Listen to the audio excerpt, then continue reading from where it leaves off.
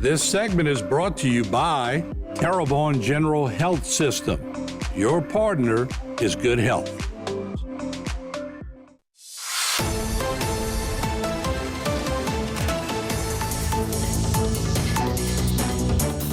So welcome everyone to our second annual Community Emergency Preparedness and Response Summit.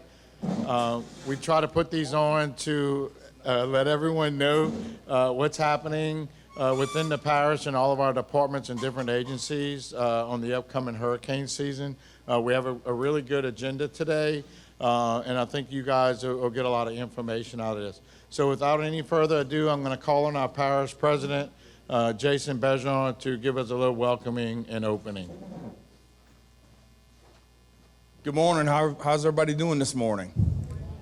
Oh, we got to do better than that. How's everybody doing this morning? There we go. Now we sound like we're ready for hurricane season. Earl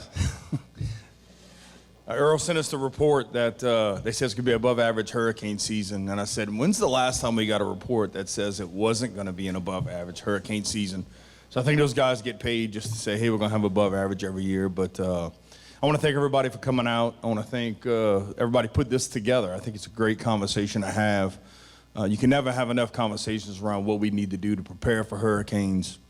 And then when or if the event happens, how we handle it after. And y'all being led by some great people up here, especially Earl. I would put him up against anybody in the state for what it takes for emergency preparedness and recovery and disaster response. Give Earl a round of applause because he does an amazing job. But we thank y'all for coming out. Again, you know, one of the things that I make sure, I think Tim and I has done a real good job of was working together and having a conversation. I think one of the most important things is to make sure that when we do have a hurricane coming this way, that we evacuate. The worry's always been that I'm not going to get back to my house, I'm not going to get back to my business. And we could stand together and say, we guarantee that you will be able to. You know, it's so important to evacuate. You know, we only had about 50% of our parish evacuate for Ida. And I know people that stood in their homes and lost their roof as they were standing in it. And so to make sure we all understand that when we do stay, we do put our lives and our families' lives at risk. And then we end up putting first responders at risk whenever they have to respond to an incident. And if you got 150-mile-an-hour winds blowing and bricks blowing from a building through another building, then you put their lives at risk. And we just got to make sure we do everything we can to not put those lives at risk. So you're going to hear us say it 1,000 times, and if we say it 1,000, it won't be enough. If a storm's coming and your family's life and your life is at risk, please evacuate. That's why we have insurance. I know how much of a fight that's been, and the parish is still fighting that fight here 4 years after Ida when it comes to working with insurance and working with FEMA. So we understand all that, but we still want you to be safe. We want your families to be safe and know that we're going to protect your property till you get back, and the parish is going to be open to get back into the parish to get to your property. So hopefully if we eliminate that fear, then people feel more freely about evacuating, that we'll have your property protected for you to come back. And so I think it's great. I think the groups in this room, the Red Cross, the churches, are all the areas that I think play a big part in hurricane recovery, disaster response. And for us to get together, share information, and know who's doing what and who's dealing with what, it's so important. And so again, I thank everybody for making the time to be here today. I think again, everybody that put this together, give them a round of applause if you don't mind. And hope you find get information today so you can make informed decisions. And again, thank you and God bless.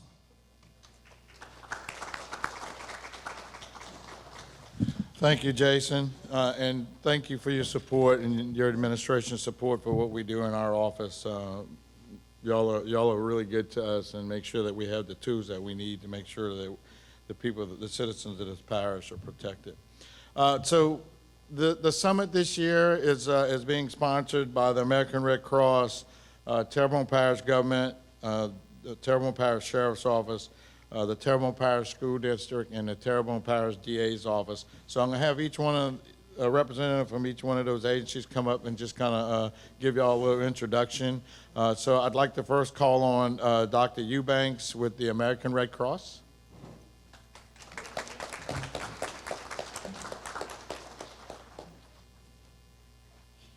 Good morning. I'll be brief.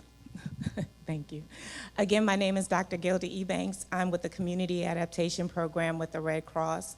I want to first start off by saying thank you to Earl, the parish president, and the sheriff, and everyone else that helped put this on. This is the second time we've done this, we being involved with the Preparedness Summit. And I just want to say a special thanks to you all. We weren't here, meaning the community adaptation team. My team is Ryan and Dr. Navy. We weren't here after Hurricane Ida, but we were here after Hurricane Francine. We collaborate with partners, with hyperlocal organizations in the community, and we saw the phenomenal work that happens here after storms. It was absolutely amazing how communities come together to support each other after disasters. And so I just want to say thank you to you all. You all made us very, very proud, working with you all, alongside you all, and letting neighbors lead neighbors after disaster. So thank you for that work. I'm glad that you all took time to come out here this morning, and I hope you leave away with something that you can take and implement in your organizations. Thank you.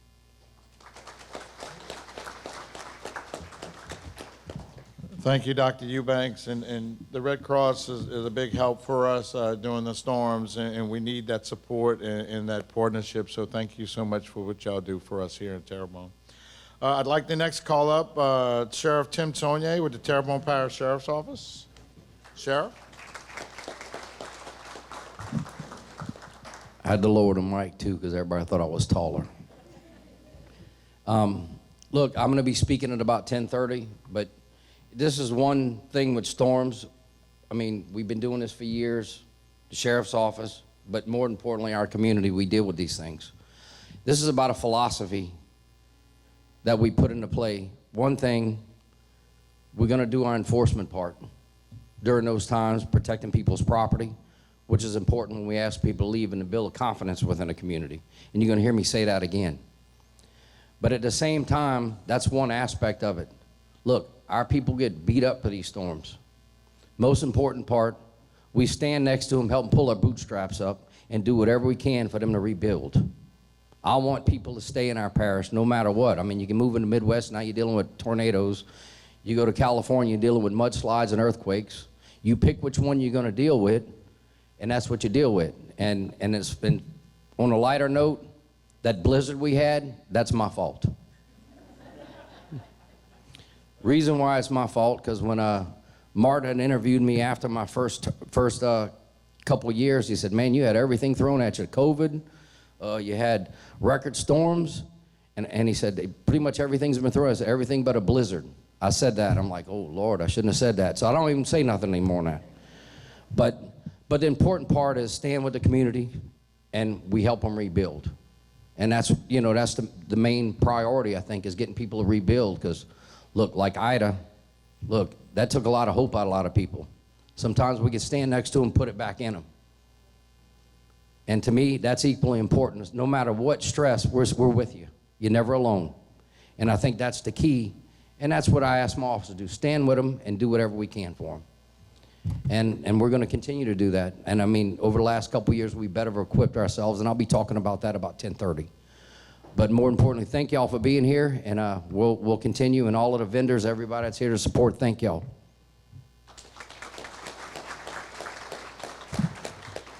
Thank you, Sheriff, and once again, thank you for your support that you give our office during times of emergencies, and even outside the emergencies. Your office does a lot for us, and we surely appreciate that, so thank you very much. Next, I'd like to call up Terrebonne Parish District Attorney Joe Waits. Thank you, Earl. Thank everyone for being out here. You know, when I get around Terrebonne Parish, all the different response teams, it makes my heart warm because especially during a hurricane, during an event, when I go out there and see what's going on, it's just like, wow, look at the people giving of their time, their selves, their lives to be out there and protect Terrebonne Parish. Makes me very happy. It warms my heart. So thank you all for what y'all do. It's very, very important. The parish president mentioned one thing that we should all heed and very important, that is evacuations. And I know that the biggest concern is your housings and your property being okay, and someone coming in busting in your house while you're going and taking advantage of you. We will not tolerate it. We have not tolerated it in the past. We prosecute to the fullest, and I believe the stats are that every year when we have these type of events, it goes down because of the prosecutorially stances that we take regarding looters. So I want you all to feel safe in that regards. The DA's office is only here ancillary to help parish government, sheriff's office, HPD, and the other agencies. I have a handful of people, but they're all out there helping, assisting, doing whatever we can. So I'm here. If y'all ever need me, I'm here to help you. Thank you very much. Thank you, Mr. Waits, and also thank you for your support that you give us during times of emergencies and even outside what everybody calls the blue sky days now. So now I'd like to call up Mr. Mark Tolbert. He's representing the Terrebonne Parish School District.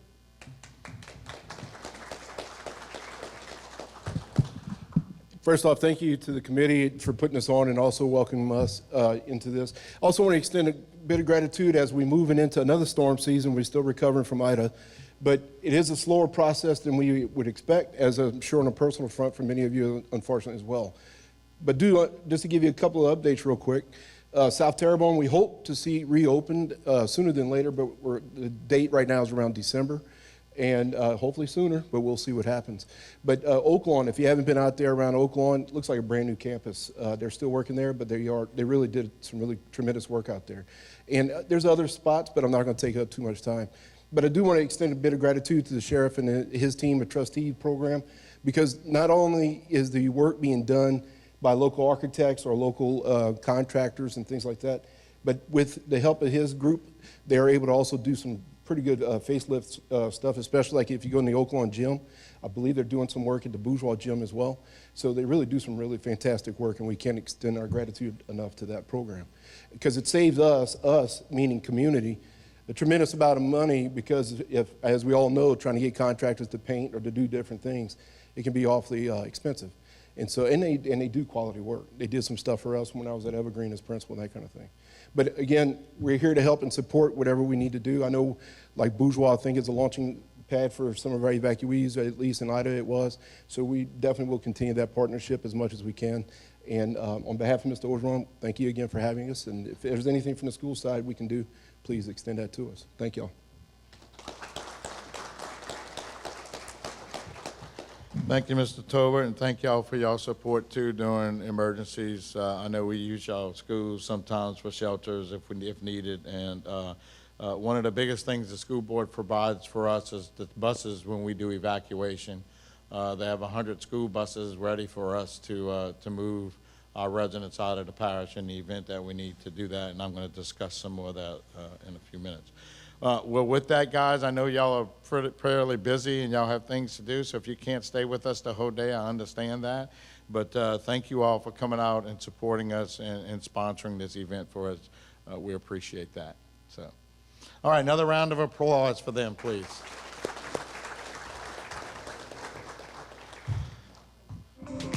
This segment was brought to you by Rouse's Markets. Feels like home.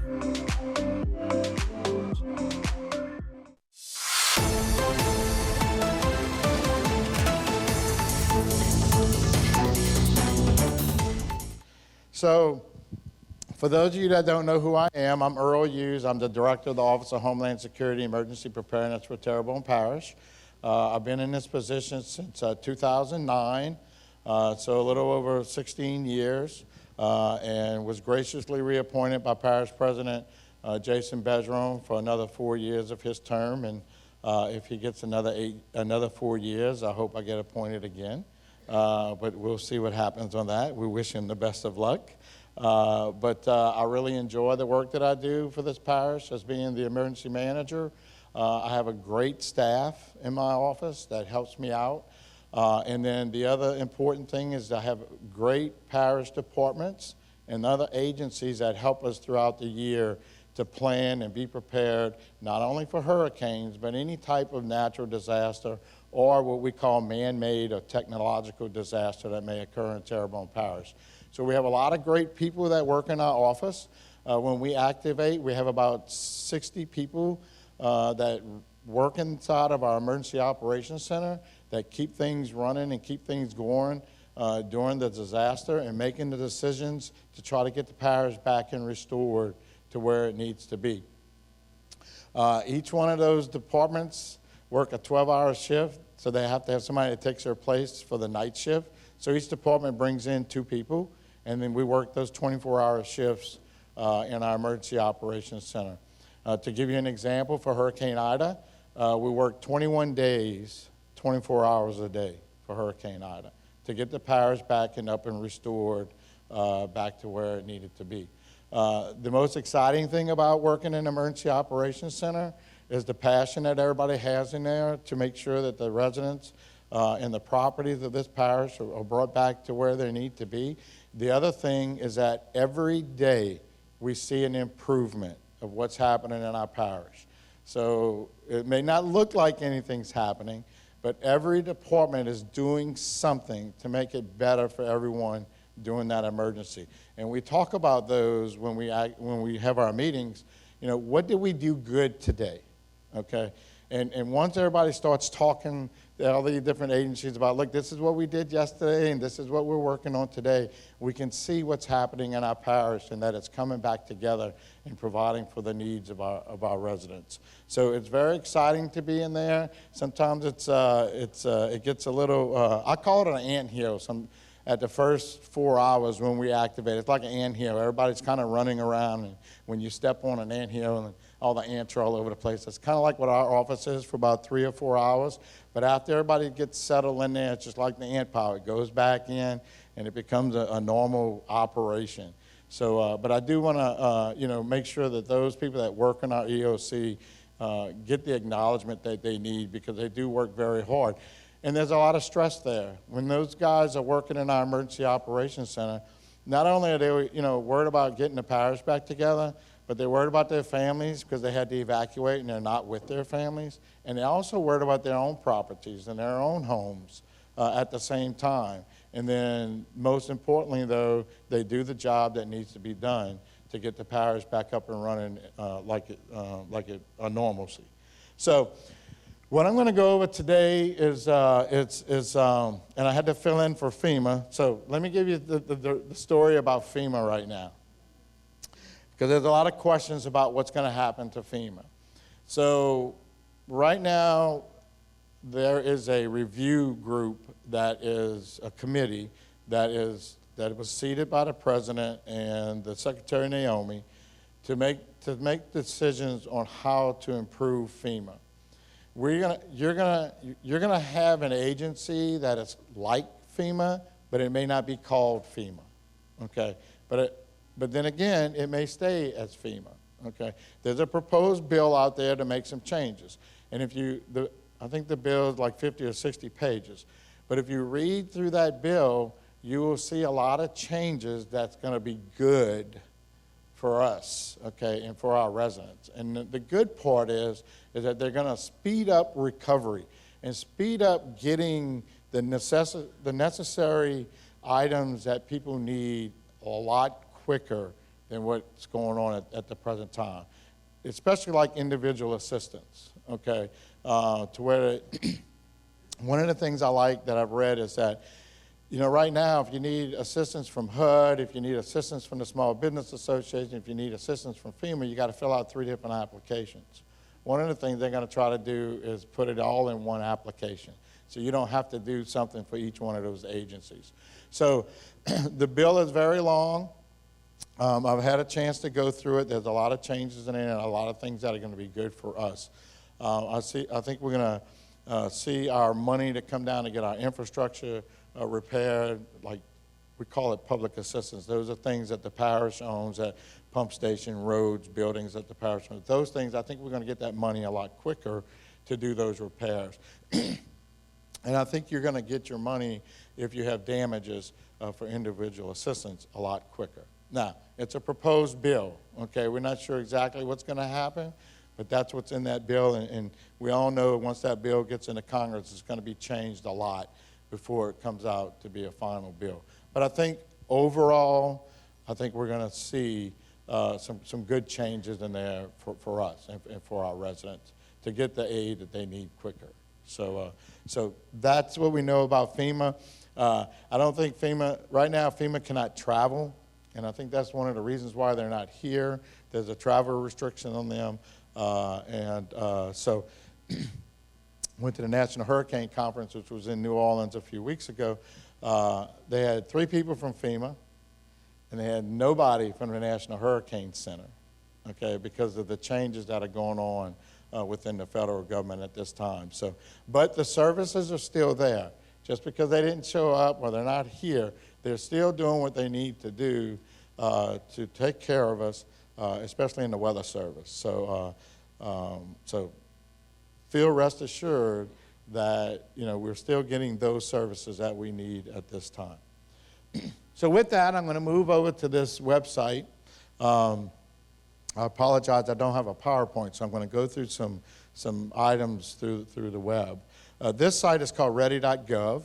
Okay, it's put out by FEMA, and it helps you develop a plan in the event that you have an emergency. And it doesn't have to be a hurricane, it could be any type of emergency. Okay, so the first thing is to put that plan together and discuss questions with your family. If you have small children, it's best to sit down and discuss with them what's going to happen during a hurricane. If they know that their parents or grandparents or relatives are prepared, their anxiety goes down quite a bit. So make sure that you include your children or your grandchildren in your planning for evacuations. So that their anxiety will go down. So one of the most important things is how are you going to receive your alerts and your warnings? Okay, so just a show of hands in here, how many of y'all own a weather radio and it's plugged in and ready to go? That's great. We got 5 or 6 people here, okay?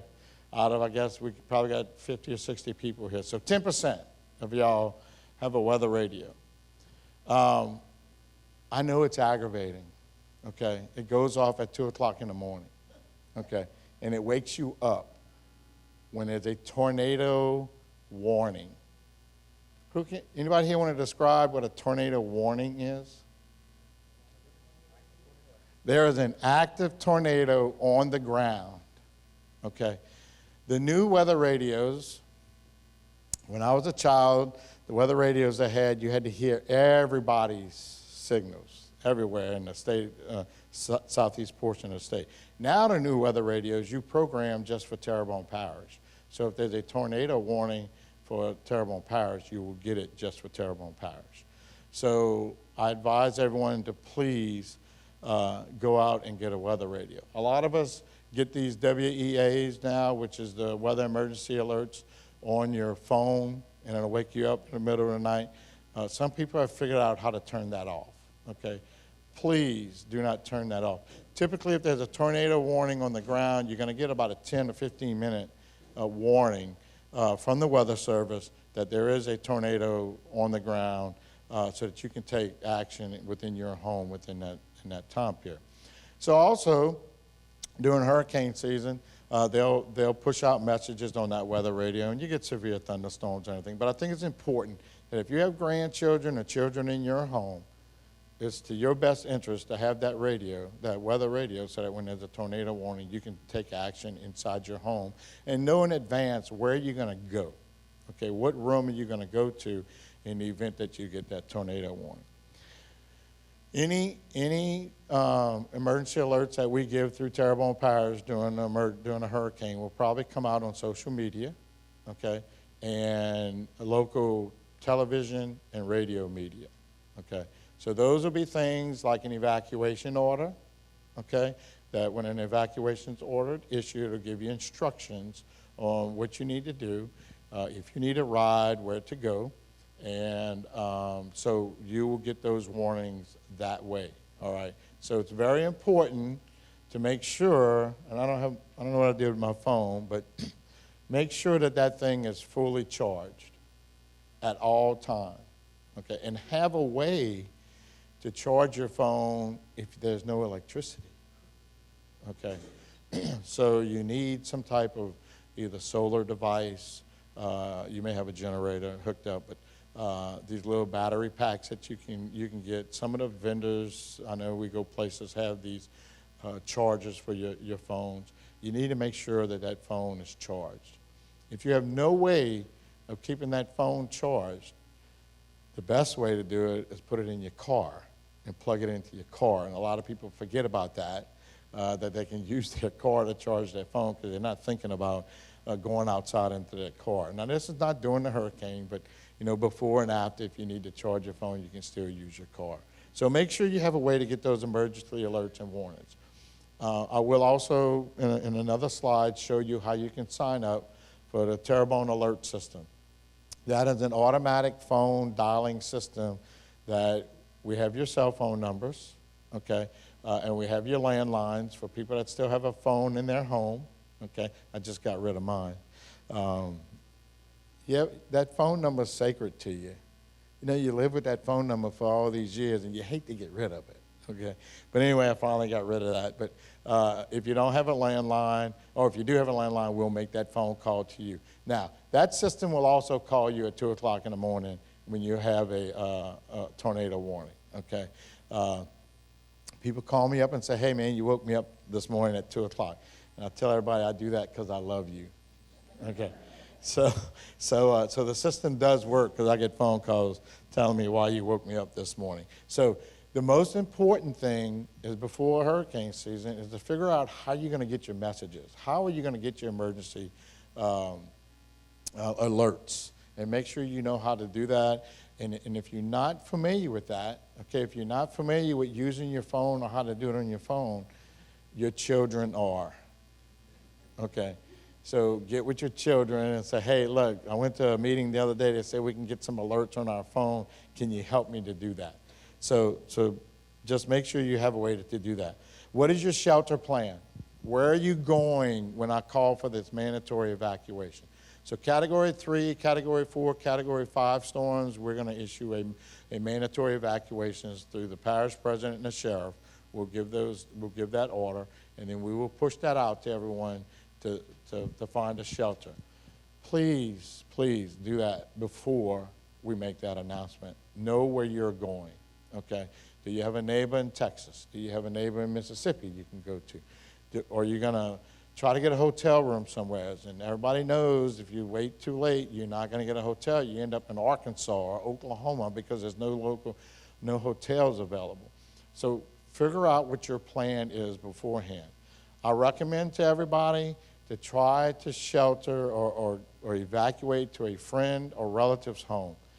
The mega shelters and our community shelters are not a very comfortable place, okay? And I'll be the first to tell you that. Those shelters are arranged to provide a safe place for you for a few days to get away from the destruction that may be occurring in our parish, okay?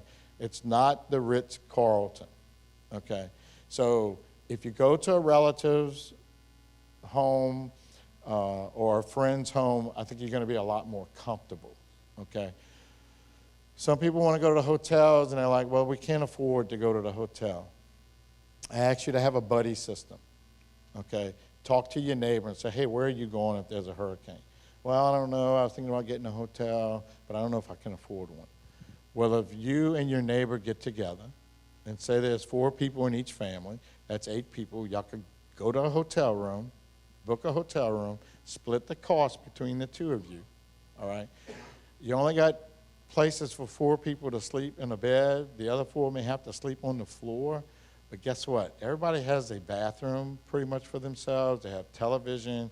You're a lot more comfortable in that hotel room than you would be at a general population shelter, okay? So when I was growing up, when we went on vacation, you put sandwich meat and bread in the car, and you stopped at the rest area to eat because you really couldn't afford to eat anywhere else. And we didn't really have all these fast food places. I'm telling y'all my age now. Bring some food in that ice chest and bring some drinks in that ice chest and eat out of that ice chest while you're waiting and to come back home. It'll save you some money. I ask everybody to save $1 a day. That's all I'm asking you to save. That's $365 a year. If you and your neighbor save that money, we have over $700 to get a hotel room, okay, and to try to get away for a couple of days to come back in. So $1 a day is not much. If we don't have no hurricanes, which I put in the order so that we don't have any this year, save that money for next year. Put it aside so you have some emergency funding in the event that there's a storm. So have a plan on where you're going if you need to shelter. Take care of your neighbor. Take care of your relatives. Ask them, what are you doing if a hurricane comes? Where are you going? How, your neighbor, your relatives, anyone that's close to you, your friends, what's your plan in the event that we need to call for an evacuation? What is my evacuation route? So, this is very important today.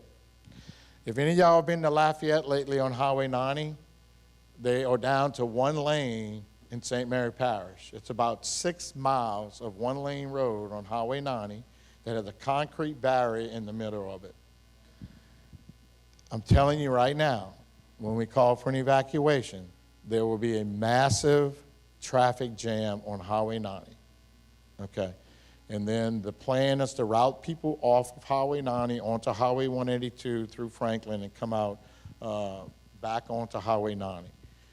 It's still going to be a massive traffic jam. And if there's one accident on that one-lane highway, and heaven forbid it's a hazardous material accident, that highway will be shut down for hours, okay?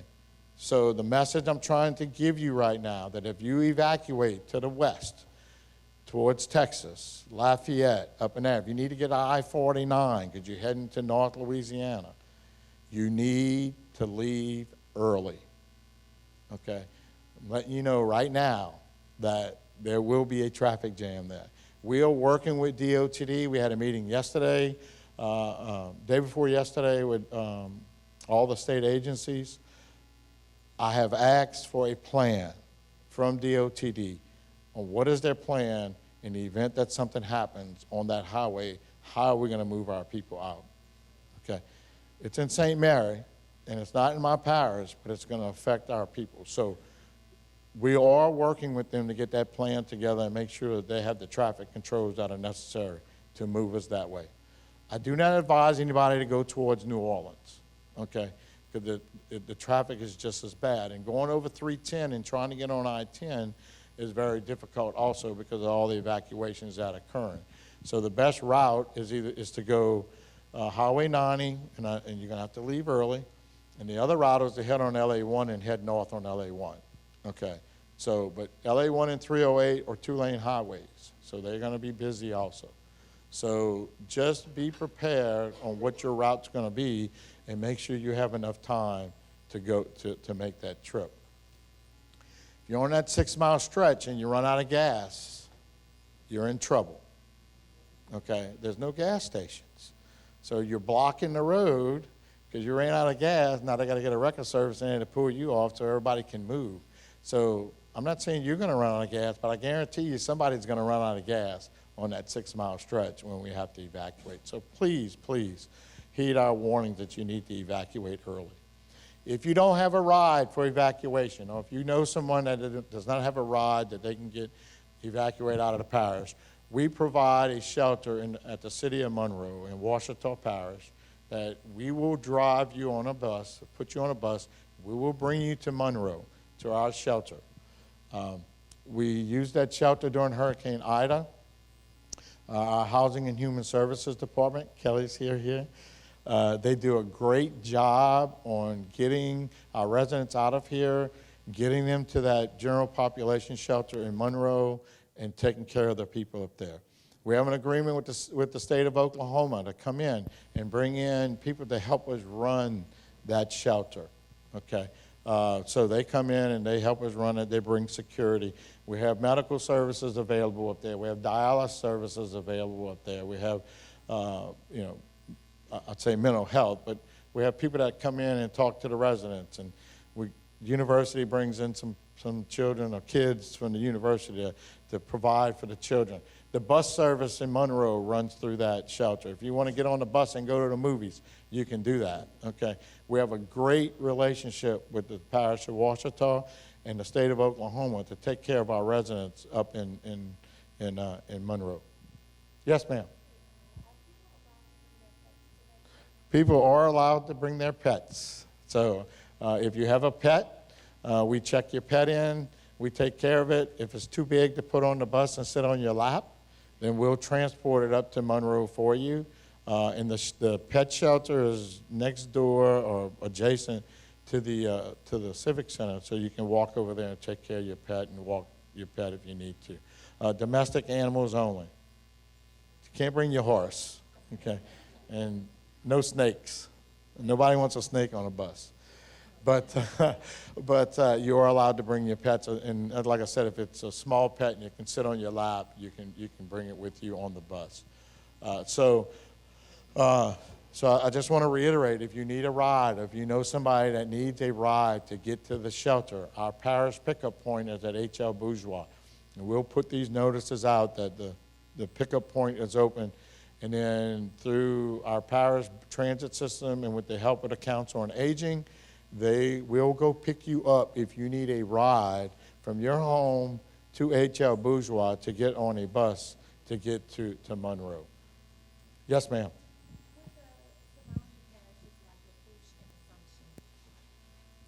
With the surrounding parishes like Lafourche and Assumption for Category 3s, do they also require their residents to evacuate as well? And are the parishes coordinating with each other to get their residents to safety? So each parish is responsible for their own evacuation plan. I do know Lafourche and Assumption, our region per se, Region 3 for GOSEP, the Governor's Office of Homeland Security Emergency Preparedness, all of our regions have a place for them to go. I know Lafourche goes up to Ouachita Parish also, but everybody has their own plans on how they evacuate their people and get their people to where they need to go. But is it for each parish, if it's Category 3, Lafourche is also saying mandatory evacuation? No, each parish makes their own determination on whether an evacuation is going to take place from their parish. So, okay. What is your family and household communication plan? So what does that mean? All right. So you got a Category 4 hurricane that's predicted to hit Terrebonne Parish. You're fixing to evacuate. Who are you notifying where you're going? Are you calling another relative? Are you calling a friend? Or somebody to let them know that, hey guys, we're leaving Terrebonne Parish and we're evacuating to XYZ point, and that's where we'll be riding out the storm, okay? It's very important to have that family communications plan, because once the storm hits here in Terrebonne Parish and you have evacuated and you have not notified anyone, it is very difficult to find out where your relatives are, okay? Or your family members, or whoever your friend. It's going to be very hard and difficult to find out where they are. Now, if you're from Terrebonne and you evacuate to our shelter in Monroe, we have a registration system. So if you call us and say, hey, I think my sister and her family went to the general population shelter in Monroe, can you find out if they're there? We can get on the registration system and find out if they're in our shelter, okay? If they're in another shelter somewhere else, if they went to the state's mega shelter, we can make those phone calls and find out if they're there also, because they have a registration system. It just may take us a little while longer, okay? If they went to a hotel in Texas, I can't tell you that. I won't have that information, okay? So when you're doing your plans and you're talking to your family members, make sure everybody knows how to communicate and where everybody is and where you may meet up after the storm. Or if there's devastation here in Terrebonne, you need to contact somebody and say, hey, look, we don't think our house is intact. Can we come stay with y'all? But you need to find out, make that communication with your family on those plans. Do I need to update my emergency preparedness kit? And I'm going to go through this in a little bit, what you should have in that. But everybody should have what I call a go kit. That's something that when you evacuate, whether it's for a hurricane or anything else that I may ask you to leave your home, it could be a hazardous material incident that occurs in your neighborhood that I have to evacuate you for a couple days because you can't go back to your home. You need to be able to grab that bag with you, take it, and then as your go kit. Important things are in there, papers, prescriptions, anything that you are going to need outside of your home for a few days, you put in that go bag, okay? 1 day's worth of clothes, okay, I'd put in that bag. Any toilet, anything that you need, because when I ask you to leave, it's a hazardous material event, you're not going to have time to go there and pack up and get everything out. I'm going to have to get you to leave immediately. So you'll be able to grab that bag. So make sure you have that emergency preparedness kit. So, consider your specific needs of people in your households, okay? Different ages of members in your households, dietary needs, medical needs, prescriptions and equipment. Anytime you go to the pharmacy and you pick up your medicine, they give you a little piece of paper with that medicine. Don't throw it away, okay? Take that piece of paper, put it in a Ziploc bag, and put it in your go kit. Because when you go to my shelter in Monroe and you forgot your medicine, we're going to say, well, what kind of medicine are you on and how much are you taking? And you're not going to remember that. You're not going to know that. All you're going to remember is it's a little white pill and it's about this big. Okay, that's all you're going to remember, all right? But if you can show me that prescription description that they give you, I can replace that medicine for you. I can get that medicine for you. If you wear eyeglasses, when you go get your new pair of eyeglasses, keep the old pair. Put that in your go kit, because if something happens to your glasses, you have an extra pair, okay? If you get a prescription, if you can carry your eyeglass prescription with you, put that in the go kit. If you lose your glasses or something happens to them, we can probably get you a replacement from the shelter or wherever you're at, okay? But we got to have the information in order to do that. But the prescription medicines are the most important thing, okay? So most of the national pharmacies, CVS and Walgreens, we have an agreement with them that they can get us medicine. So, but they got to know what to prescribe to you and what they give you. So make sure you have that. Any disabilities, access and functional needs that you may have, make sure you're prepared for that, or anyone that's traveling with you. So that's pretty much what you would need to know if you evacuate, okay? If you evacuate with us and you come to our shelter, we're going to take good care of you. We're going to give you 3 meals a day, all right? We're going to put a roof over your head. You're going to be safe, especially in Monroe. You can take the bus service and you can go where you need to go in Monroe. But just remember, it's not the Ritz-Carlton Hotel, okay? It's a shelter to provide a safe place for you to stay for a few days until we can get you back closer to Terrebonne Parish. After Ida, we brought people back to St. Mary Parish as quickly as possible. We got a good relationship with St. Mary. We called them up after Ida and said, hey, I need a place to bring all my people back closer to Terrebonne, because I didn't want to leave them in Monroe for 2 months, okay? So St. Mary Parish opened up their arms. They opened us up 5 shelters in St. Mary. We brought all our people back from Monroe within about 11 days, 12 days, somewhere in that area. Brought them down to St. Mary so that they could be closer to Terrebonne, have access to their homes, and try to get to, what they need if they needed to come back into the parish. They're closer here until we can open up, and which we did, another larger shelter here in Terrebonne Parish, which the Red Cross came in and ran for us to bring everybody into St. Mary. So we appreciate the partnership that we have with all of our sister parishes that helps us out, and we would provide that same help to them. So the other site we have here, this is from the Governor's Office of Homeland Security Emergency Preparedness. It's called getagamePlan.org. You're probably going to hear this a lot over the next few days, a couple of weeks as we go into hurricane season. But the thing I wanted to talk about, especially on this site, is the basic disaster supplies kit of what you would need, okay? The top line there is to assemble your kit, store items in airtight plastic bags, and put your entire disaster supply kit in 1 or 2 easy carry containers, such as plastic bins or a duffel bag. Any important papers you have, okay? A lot of y'all probably have a fire safe where you keep all your stuff. But guess what? That thing's not waterproof, okay? So if you're storing anything in your safe, your fire safe, put it in a Ziploc bag so that if it does get wet, your papers are in still good shape. A lot of things you're going to need, okay, especially if you're filling out applications for FEMA. You're definitely going to need your Social Security number, okay, or your Social Security card. Make copies of all of these things. Make copies of your licenses. Now you can put your license on your phone, okay? But you can't do that with your Social Security card. You can take a picture of it and store it on your phone, okay? There's a lot of things you can do with your phone to store documents.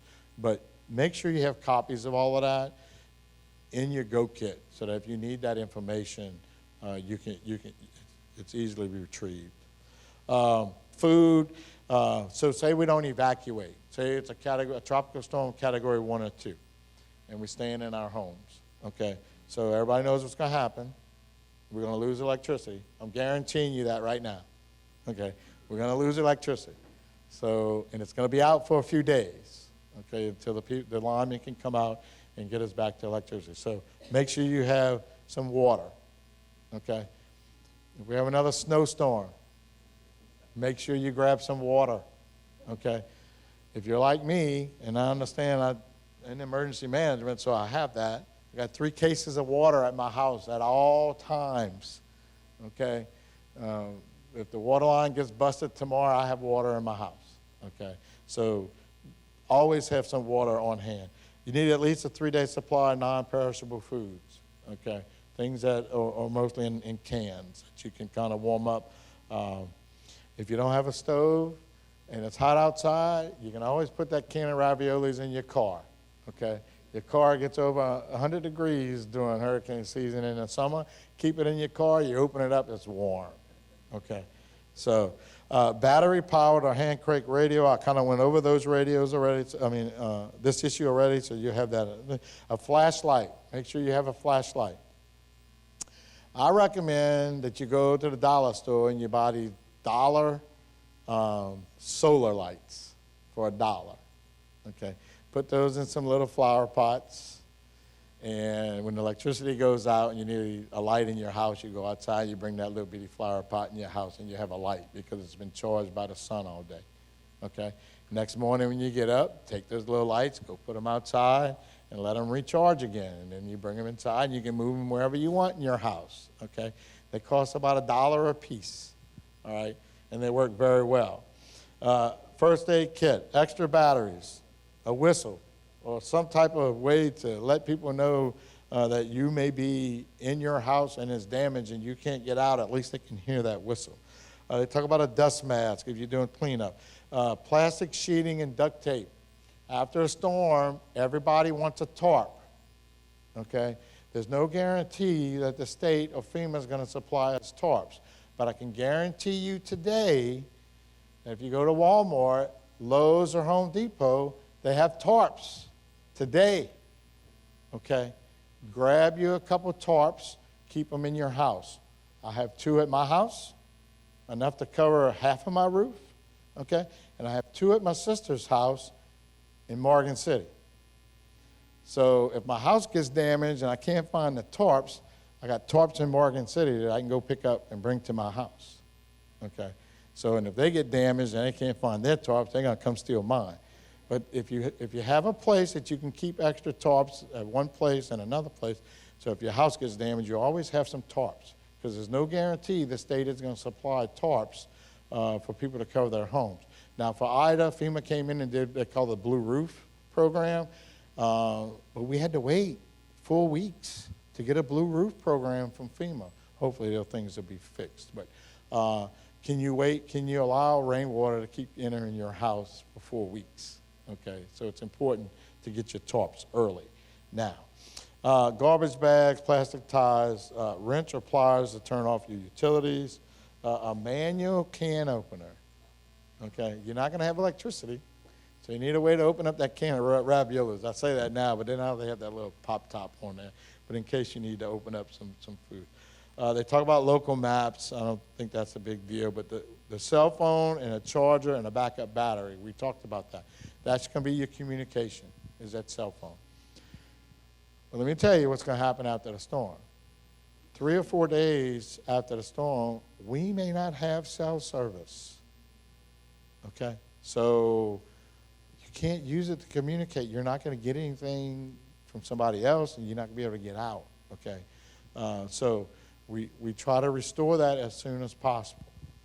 What we did for Ida was we provided the Starlink satellite devices. We went to the local fire departments and put those devices at the fire departments. If you walk up to that fire department, they have a Starlink. You can connect to their internet with your phone. You can start downloading your messages. And on all the phones that are produced today, you can do what they call Wi-Fi calling. You can make a phone call through Wi-Fi, through the wireless internet.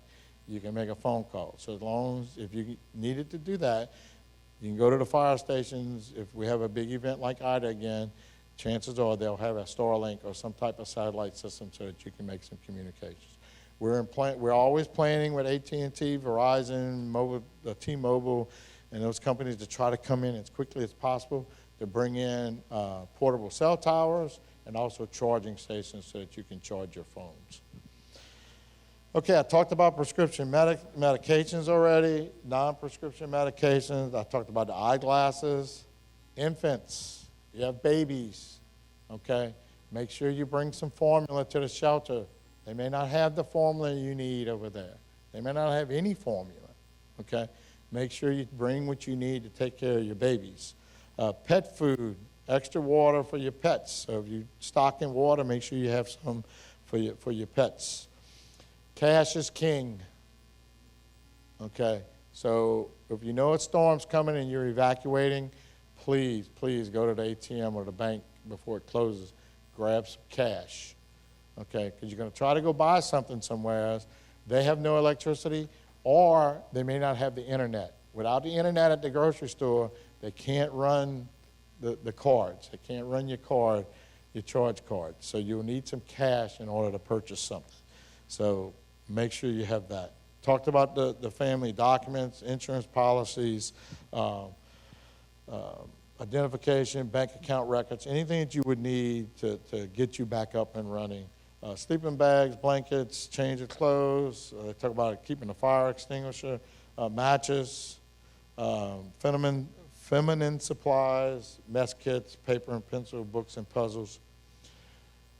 If you're running a generator at your house, that generator needs to be at least 20 feet from your home.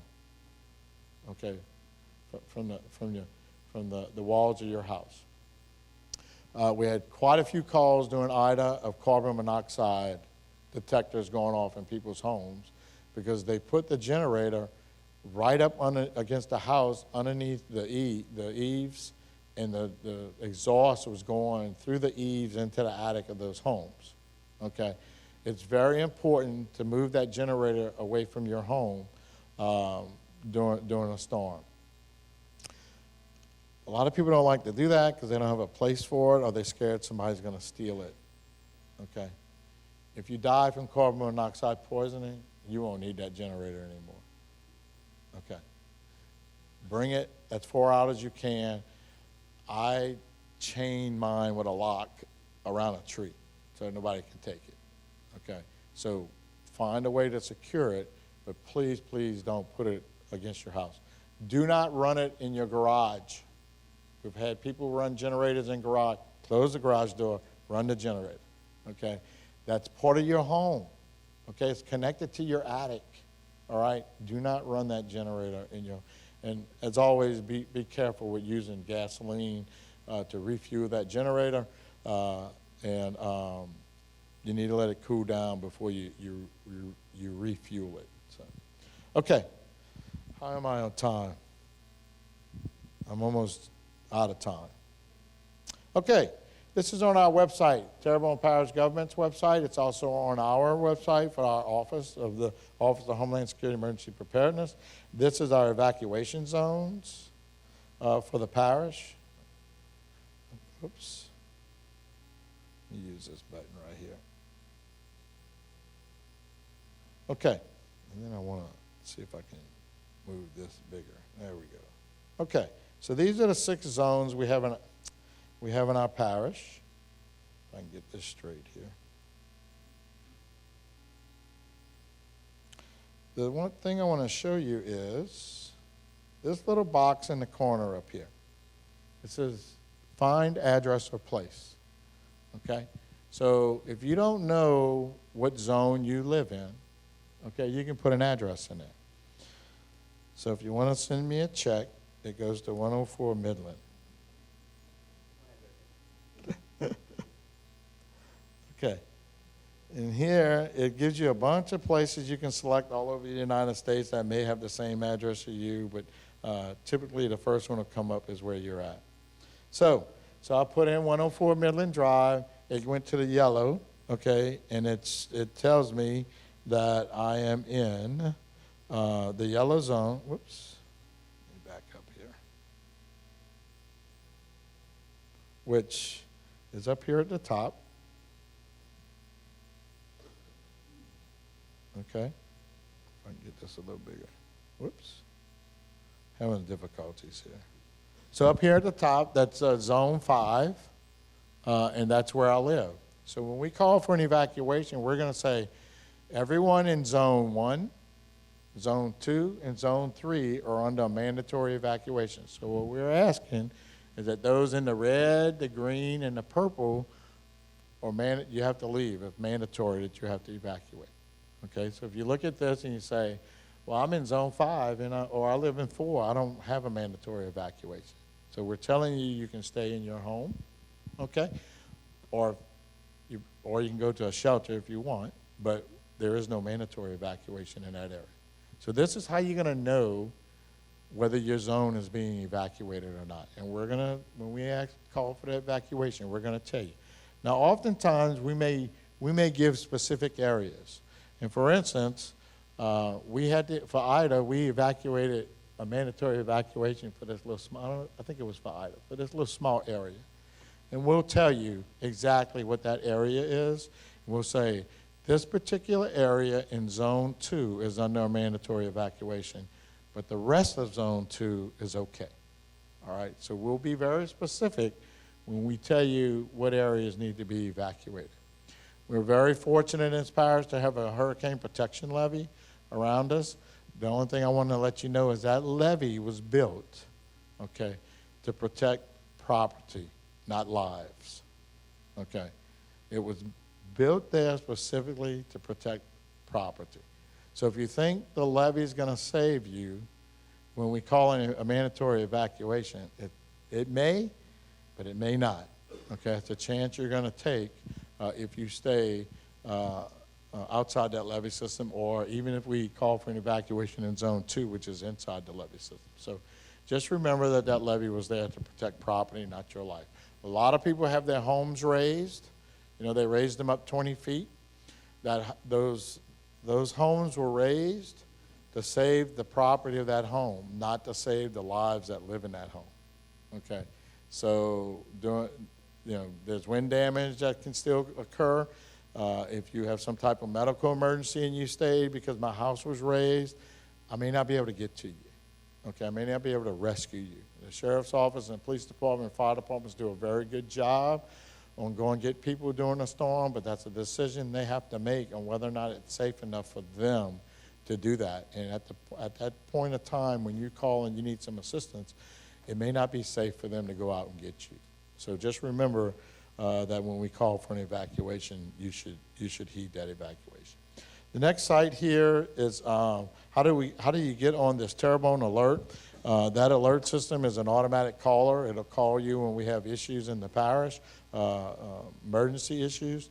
We're just getting to the point where we're activating the system to also give out regular information, things that aren't an emergency.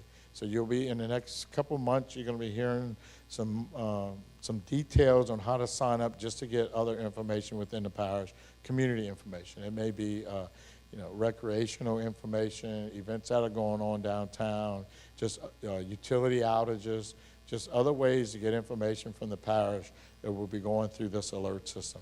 Then you will get the emergency alerts also. And some of these emergency alerts are automatic.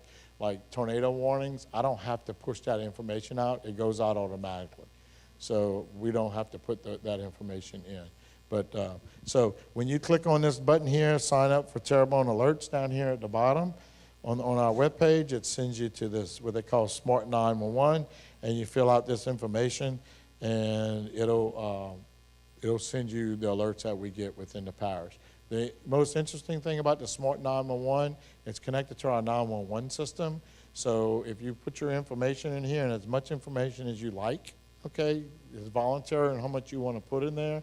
But the more information you put in there, if there's an emergency at your house, when it pops up at the 911 center, they know everything that's going on that's particular. Like if you have a disabled person that lives with you, if you put that in there, 911 would know that when they go to your house.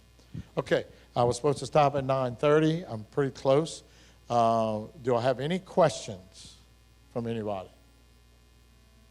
Yes, ma'am. Can you give the exemptions to a person who would not be allowed to go into a shelter? So the question was, can you give the exemptions of those who are not allowed to go to the shelter? So I'm going to reword that question.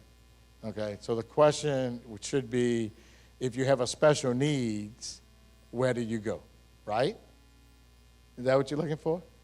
Okay, so in the event that you have what we call a medical special needs, okay, you can register with the Council on Aging, and even if you need a ride to the pickup point, you can register with the Council on Aging here in Terrebonne.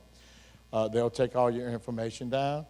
In the event that we call in for a mandatory evacuation, we will use our calling system to call all the people that are on those lists and tell them, hey, we're called for a mandatory evacuation.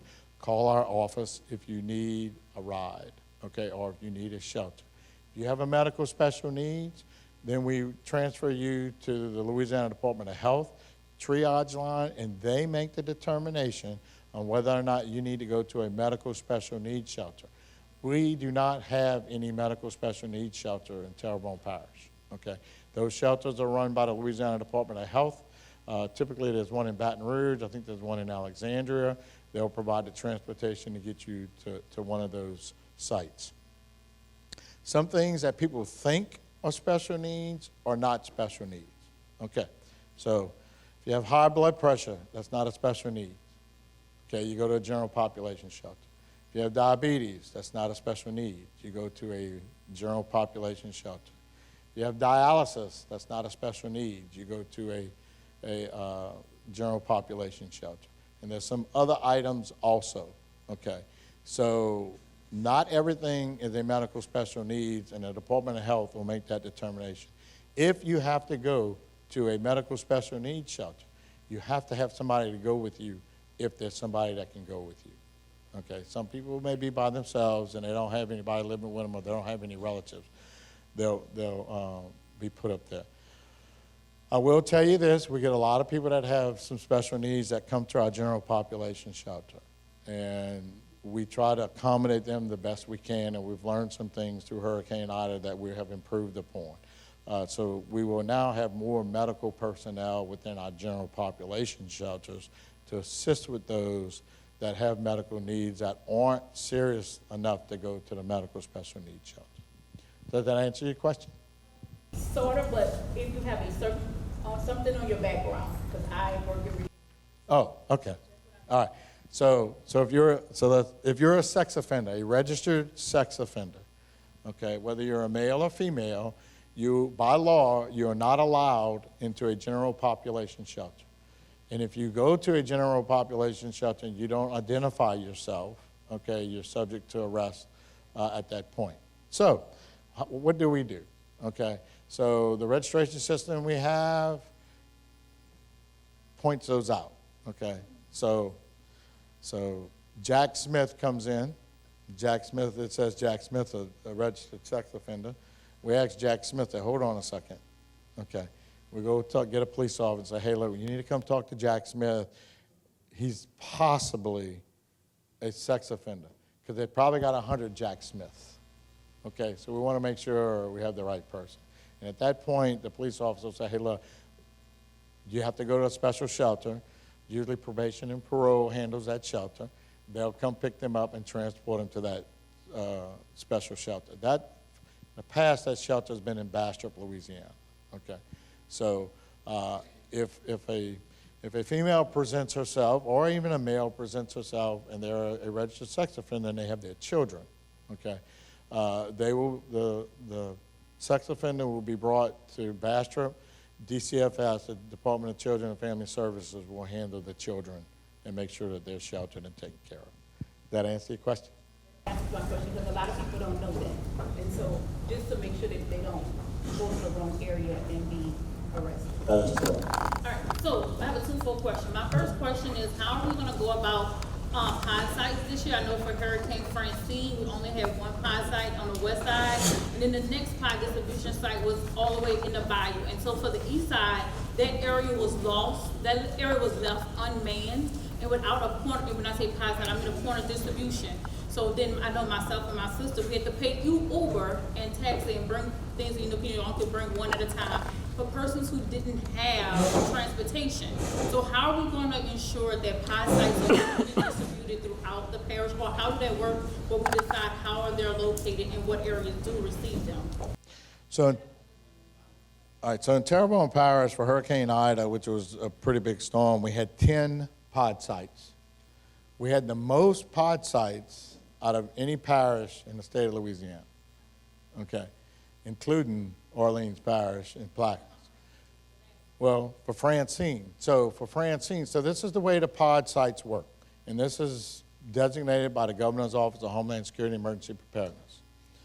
As soon as the grocery stores are open, Walmart, Rouse's, any other grocery stores that they have, as soon as those stores are open, they close in the pod sites, okay? So as soon as those places are open, the pod sites are going to close. So we make a determination between myself and the parish president and everyone else that's in the Emergency Operations Center on where the most need is to open up those pods. And then that's where we open up those pods. I think I do feel that was a great loss in our area, our parish. To me, it was a poor reflection of our parish as the east side, which we know the socioeconomics of that population is a rural population, it's an Asian population, there's a lower socioeconomics, and so we don't have we lack transportation. And so to tell people who lack transportation that they have to trek to the west side Walmart and then only be able to receive one item for one person in a car, I just didn't think that was a fair, nor was it gracious or understanding of the economics and the demographics of our population. So I do, and I agree with you. I think we should be, I don't know who are at the table making those decisions, but I do think that we need to consider the demographics of our population. I agree with you 100%, and we'll take another look at that, but we do have pod sites on the east side, okay? But I'm going to ask you this, and this goes out to everyone in here. The non-governmental organizations in this parish, and I'm including all the churches and all the other NGOs, y'all need to reach out and help us distribute items to people. Okay, I know you do, and y'all do a lot for the community, and I appreciate that. But people, we need to start helping our neighbor. And in order to do that, if your neighbor cannot go get commodities, you need to go to get the commodities for them and bring them back, okay? We've always helped everybody in this parish, and I'm not talking about us, I'm not talking about the parish, I'm talking about the people of this parish have always helped everyone. And it's a matter of just asking for some help, okay? So, but as non-governmental organizations, and some of the revamping of FEMA is going to require our non-governmental organizations to do more, okay? So that's going to be one of the issues that we're going to face with FEMA, is that we're going to need our NGOs, I call them NGOs, non-governmental organizations, to help some more. So I ask that if you belong to a church and you don't have an organization within your church to help with emergencies and to help your congregation, you need to have some type of organization within your church that helps everyone in your congregation. So, yes, ma'am. I want to touch bases on with the pod size. I'm with Houma Lions, which I'm not sure if you guys are familiar with the Lions Club or anything like that. Every hurricane season, we have what is called a disaster training, which is what we do. We also do have cooking events we do. But if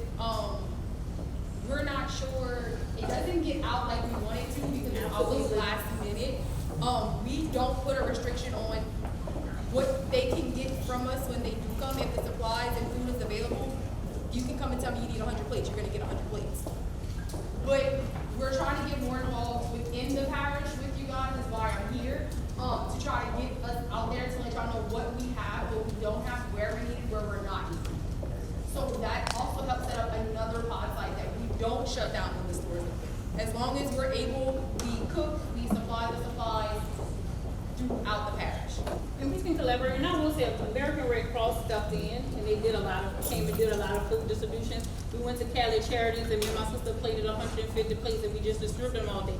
So, I mean, we have that community where we can do it. I mean, that's collaboration and working together as partners. I just know that I have an insight that some people don't have, where I know who to call during a hurricane, and I think sometimes the information isn't as public as it needs to be to the person, to the everyday individual people. Those of us in this room, we're fairly educated, particularly if you're older, you know what a hurricane is going to be about, and you can prepare, but I think we have a younger population that's not as prepared for a hurricane as this demographic is. So let me just jump in here. So let's talk about, we got two different things we're talking about here. Okay, so a pod site appointed distribution, that's something that the parish sets up through the state. Okay, that's tarps, MREs, water, and ice. Okay, if like I said, if tarps are available. That's not prepared food, it's not cooked food. Okay, so that's okay. So, and the way we try to work through BAR, which is the Bayou Area Readiness and Response, we're one of the only EOCs in the state that has a donations and volunteer management, what we call an emergency support function manager, in our office during times of emergencies. When people want to volunteer or donate items, they can call that person, or you call my office, and they will find you a place or let you know where you can go cook. We tried to organize that because we didn't want 5 or 6 people cooking on the west side. Okay, so you need to try to get them and spread them out in different areas so everybody has an opportunity to get some hot food. Okay, they don't always listen to us. They find the first parking lot and they plop there and they start cooking. So we try our best to do that, but so that's on the cooking and the volunteer people, the donations people. But for the pod sites, which we call points of distribution for the parish, we have 10 specific sites that we can use for distribution. Part of that issue is being able to put 18-wheelers there to stock the food and ice, the MREs and the ice. So I gotta have places to put that. So I understand where y'all coming from, and that's something we do need to work on and try to prepare that better. And I think the Bayou Area Readiness and Recovery Group, the BAR group, does a good job at trying to do that and trying to support, trying to get these places spread out throughout the parish. So, yeah, the Lions Club should reach out to the Bar Association. That guy right there in the corner right there, Reverend Joe, will take care of you on that. And he will be glad to put you to work, too. So, and I will say this, we cannot do this without the non-governmental organizations. We got to have volunteer organizations that come in here to help us to recover. And we do not deny any help or any donations. Whatever you want to donate to us, you bring it here and we take it and try to distribute it out the best we can. This segment was brought to you by Buick. Exceptional by design.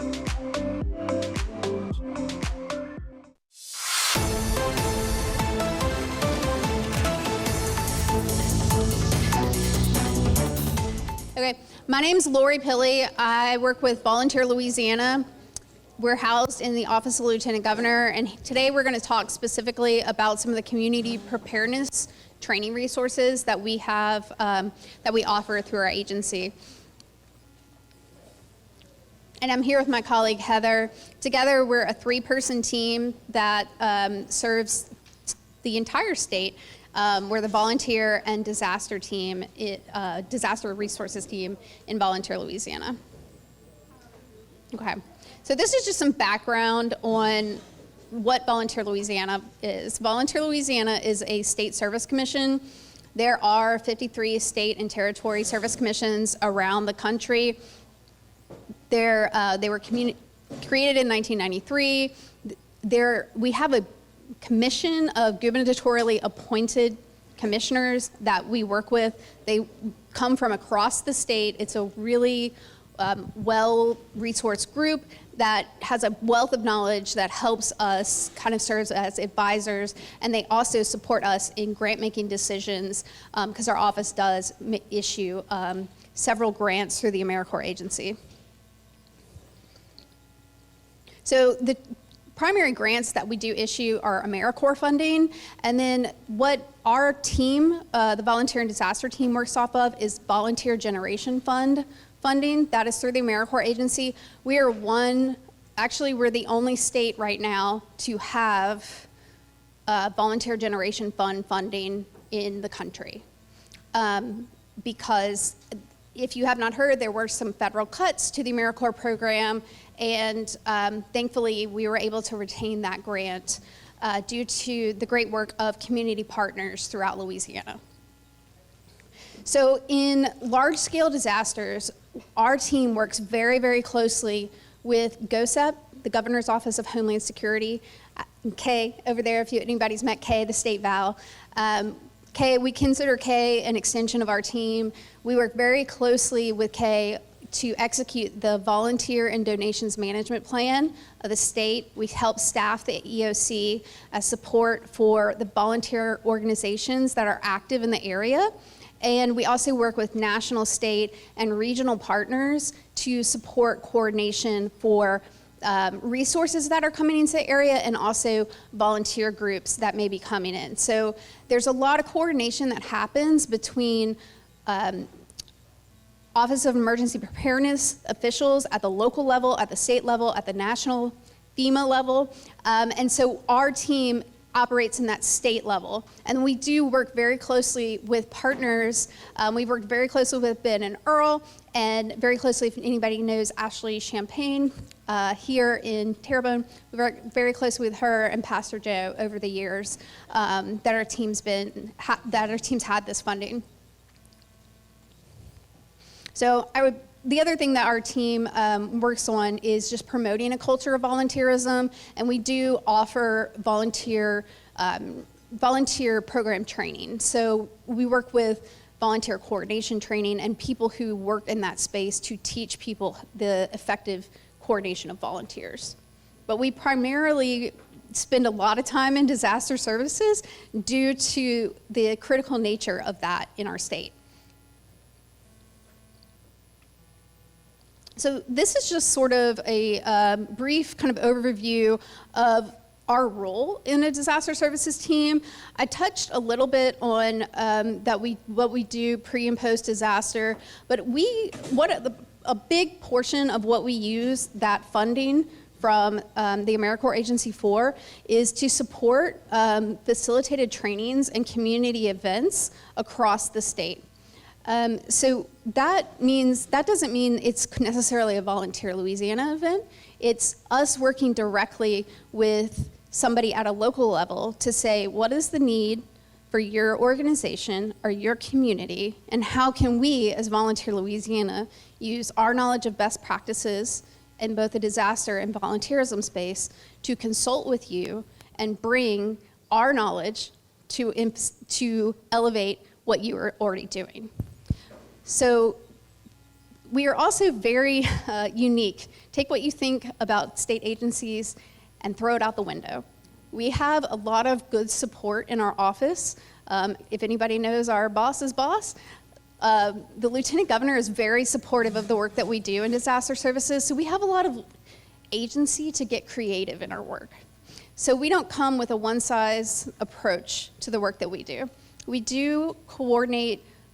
We do have designation from FEMA to serve as a coordination agency for the Community Emergency Response Team program, and we'll kind of give you an overview of that. That is a very robust program, but we also offer sort of a more tailored consultation on trainings that you might be interested in implementing in your organization, we can sit down with you and look at your volunteer program, look at it from a how are you implementing what the goals are for your organization. We also work directly with folks like Ben and Earl and Ashley to make sure you're getting plugged into the efforts that are already happening in your parish, so that you can understand, hey, you don't have to reinvent the wheel. There's processes that are already taking place. There's efforts, there's curriculum out there that you can use to elevate the work that you're already doing and the goals that you already have. We also support do not self-deploy messaging. Have anybody ever heard that term? Do not self-deploy. Okay, it's a really important term in our office. The reason why is a lot of times people hear, oh no, there's a disaster, people need help. Well, a lot of times, and especially in Louisiana, our reaction is, okay, I'm coming, I'm loading up my truck, I'm gonna help. But what our goal is to get people pre-affiliated with organizations that can safely coordinate that help. Because what we don't want is for people to deploy into a potentially dangerous situation and get themselves in a compromised position and not have support of first responders, because the first responders in a community after a disaster are already stretched thin. So you've got a lot of potential for hazards that people, if they're not trained in the right way, could potentially encounter and get themselves in difficult situations and not have the help that they would need. And so we do a lot of coaching on that so that people know how to safely affiliate with an organization or safely work in the right timeline and know exactly, hey, this is when it would be safe, and this is when your local OEP would want you to work on the work that you're doing. And we always, always, always work in coordination with the local Office of Emergency Preparedness, or their designated agency, to coordinate those efforts. We are not a top-down agency. We are an agency that works with your local OEP or your local designated agency that is coordinating those efforts to figure out what your local goals are and what your local plan is. We are also charged with coordinating spontaneous unaffiliated volunteers after disasters. And our goal is really to leverage volunteerism to strengthen communities. So I talked a little bit about how we coordinate with the Terrebonne Parish EOC. And you heard Earl mention the ways that faith-based communities and nonprofits can change the game. So I want to talk to you a little bit about work that we're doing specifically in Terrebonne in that space. But is anybody familiar with Bayou Area Regional Recovery? Have you heard of that group? Is anybody a member of that organization? Pastor Joe? Okay, we got some folks up there. So what BAR, that's what we call them. BAR is your local regional VOAD group. VOAD is Voluntary Organizations Active in Disaster. There are regional VOADs throughout the state. Our office, in conjunction with Kay, coordinates with those regional VOAD groups, and we support the efforts of what they are trying to accomplish, and they coordinate directly with Earl and Ben and the Office of Emergency Management to effectively and safely deploy volunteer and resources out in the community. And so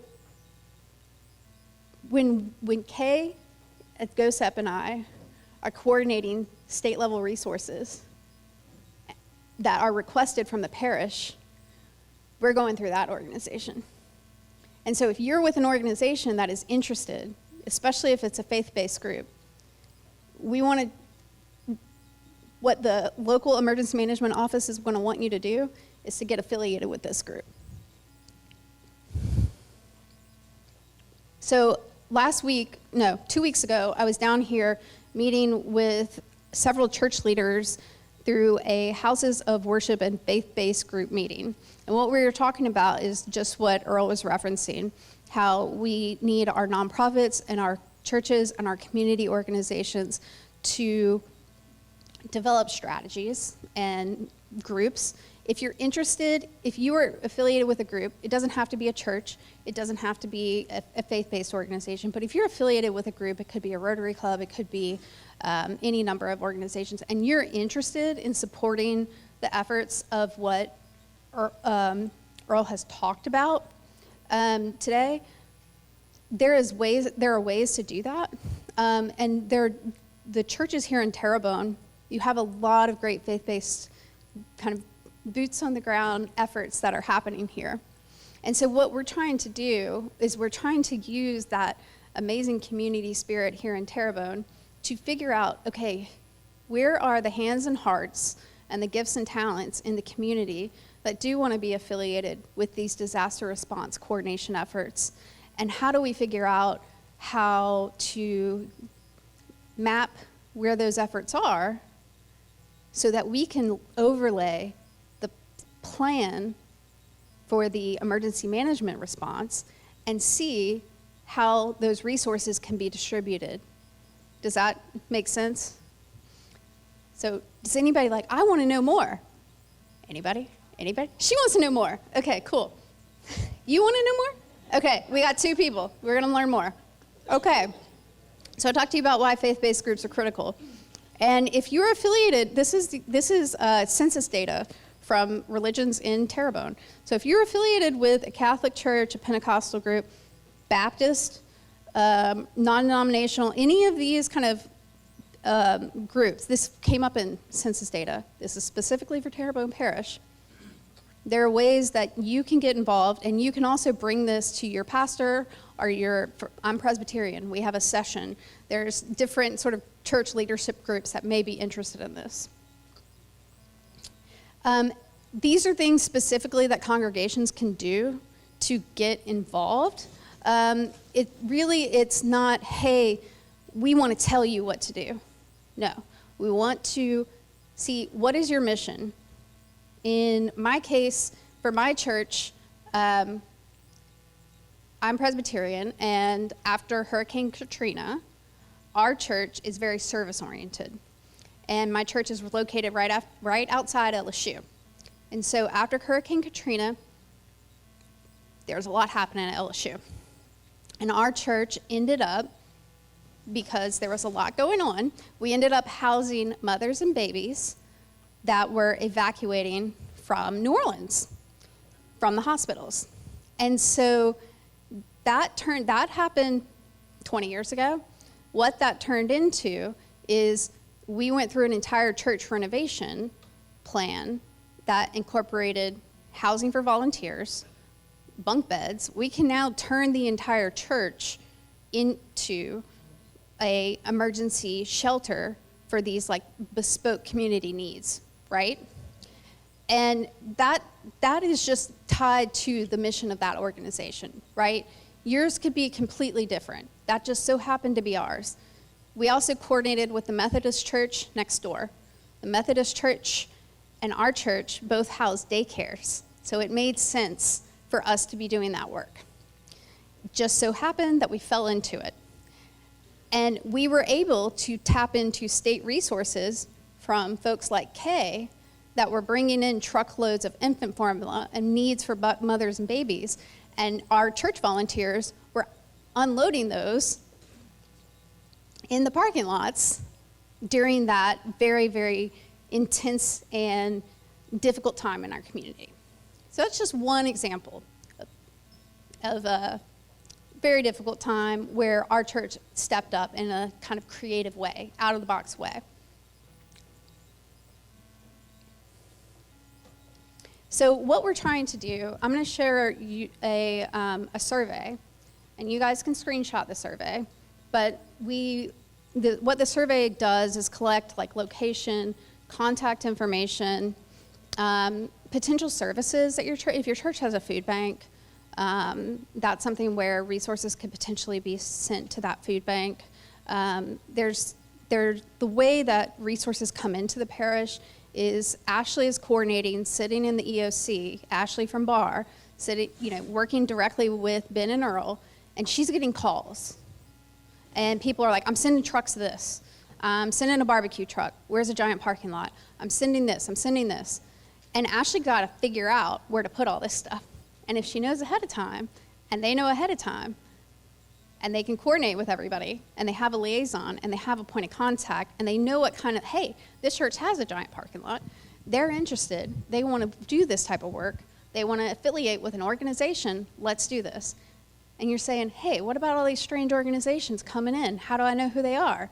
Well, Kay and I, we serve on a board at the state level where we work to vet organizations that come into the state. We don't want just any organization coming into our state. We also work with other states like Florida and Texas and all other Kay is plugged into the entire national network, folks like this. And we say, hey, Florida, these people want to be in our group. They want to be in our VOAD group. How are they doing over there? And we get insight into how groups are doing before we put them on this list of partners.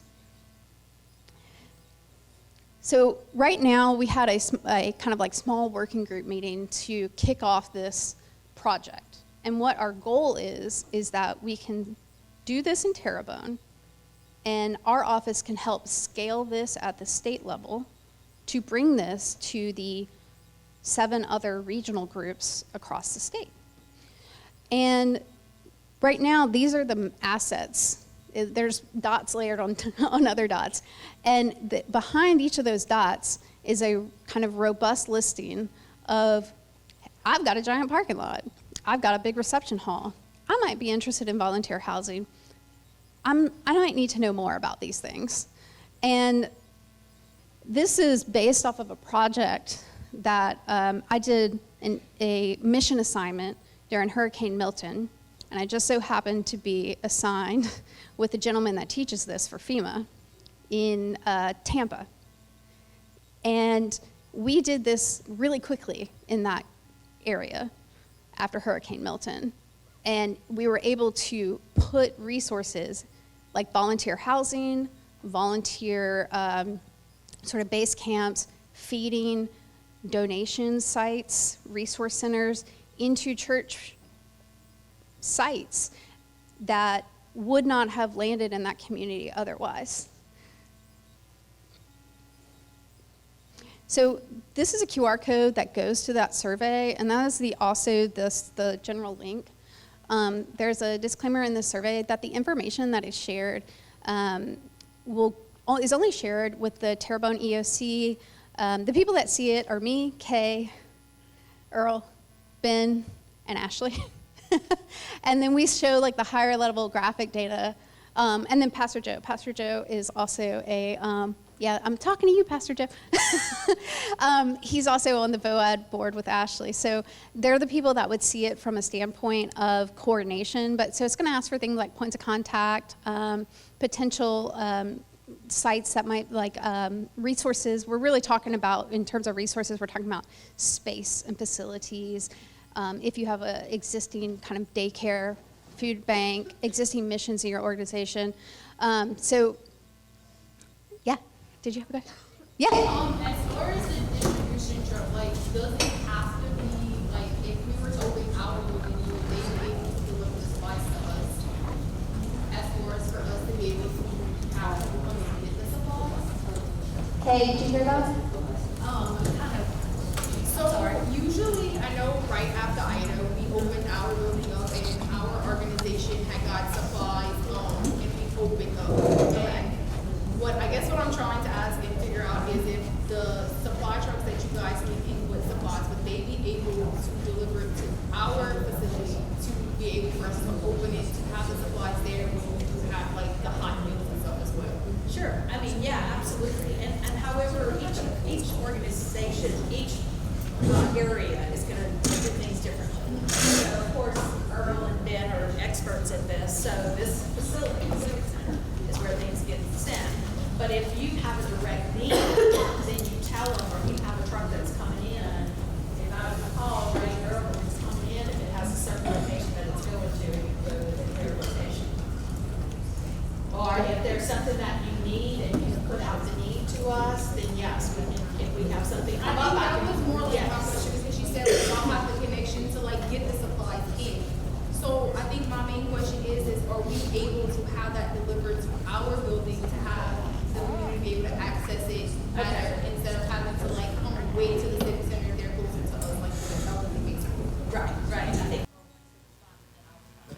Yeah, so what happens during, and I like to use Ida as an example because it was so close. People call our office and say, hey, I have a truckload of cleaning supplies. Where do you need them? So stuff that comes in all comes to the Civic Center, and then it gets distributed from here. So when you call my office and say, do you have any cleaning supplies, we would say, yeah, we just got a truck in yesterday. What do you need? We'll send you whatever we have, okay? If a truck comes in to the parish and it doesn't know where to go, they'll call our office, it ends up here. But what happens sometimes is that truck was designated for a certain agency or organization, and they didn't remember.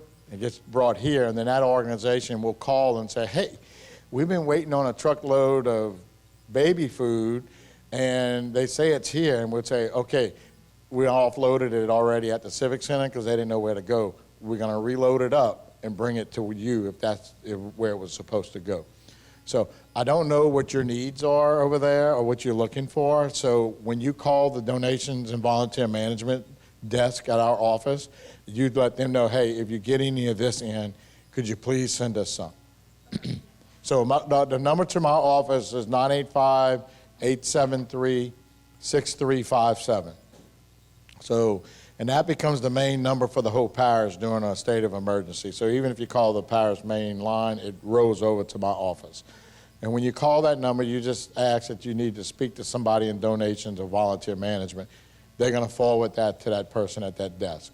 United Way and BAR man that particular station and takes all those requests. So if Last thing that I want to say is just remember that this is unsolicited donations. So what we're talking about is things that people donate. So it's not the state, the tarps and the ice, like the state resources. Right, that's how, like, we have a trailer where we'll supply, like, tar retrievers and cleaning supplies and stuff like that, but sometimes we don't get to put enough on the trailer. And we only have a certain amount of resources that we're able to use because we don't know who to contact. So my main point today is to figure out who we reach out to, who reaches out to us, let us know where the community is and what we can do. Yep, so that's. So the other good point is when you call me and say, hey, we need toiletries, say you need toilet paper, and I'm going to tell you, we have no toilet paper, okay, or whoever's working at that desk is going to say, we don't have any toilet paper. But the next time somebody calls to that desk and they're asking, what do we need?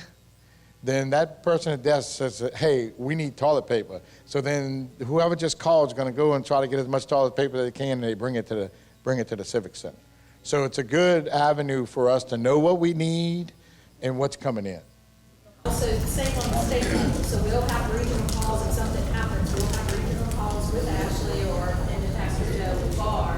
And if they say, oh my gosh, we need toilet paper, it's terrible over here. Then in Lori and I and Heather, we have organizations that are calling us that are national organizations, and they say, okay, we're coming in with a truck, what are your needs? And we can say, Terrebonne has this great needs. So it's definitely a resource chain. It goes up and down, and if you have needs, you bring it up to us, and then if we have information, we can bring it down to you. And we do that. I have coordination calls, we have state calls with all the membership for state BOAD as far as and regional BOADs as well. So that's why I've always, saying it's so important to be connected with BAR, because that is supposed to be our connection with BAR, with Earl, with Ben, and they can send their needs to Ashley, and she can tell us, and then we can bring it up on that basis to volunteer organizations. Okay, thank you. Thank you.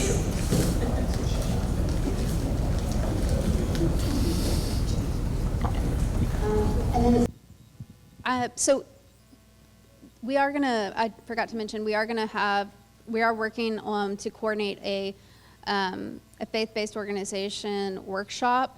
We're identifying some dates and working with Bayou Community Foundation on that. So that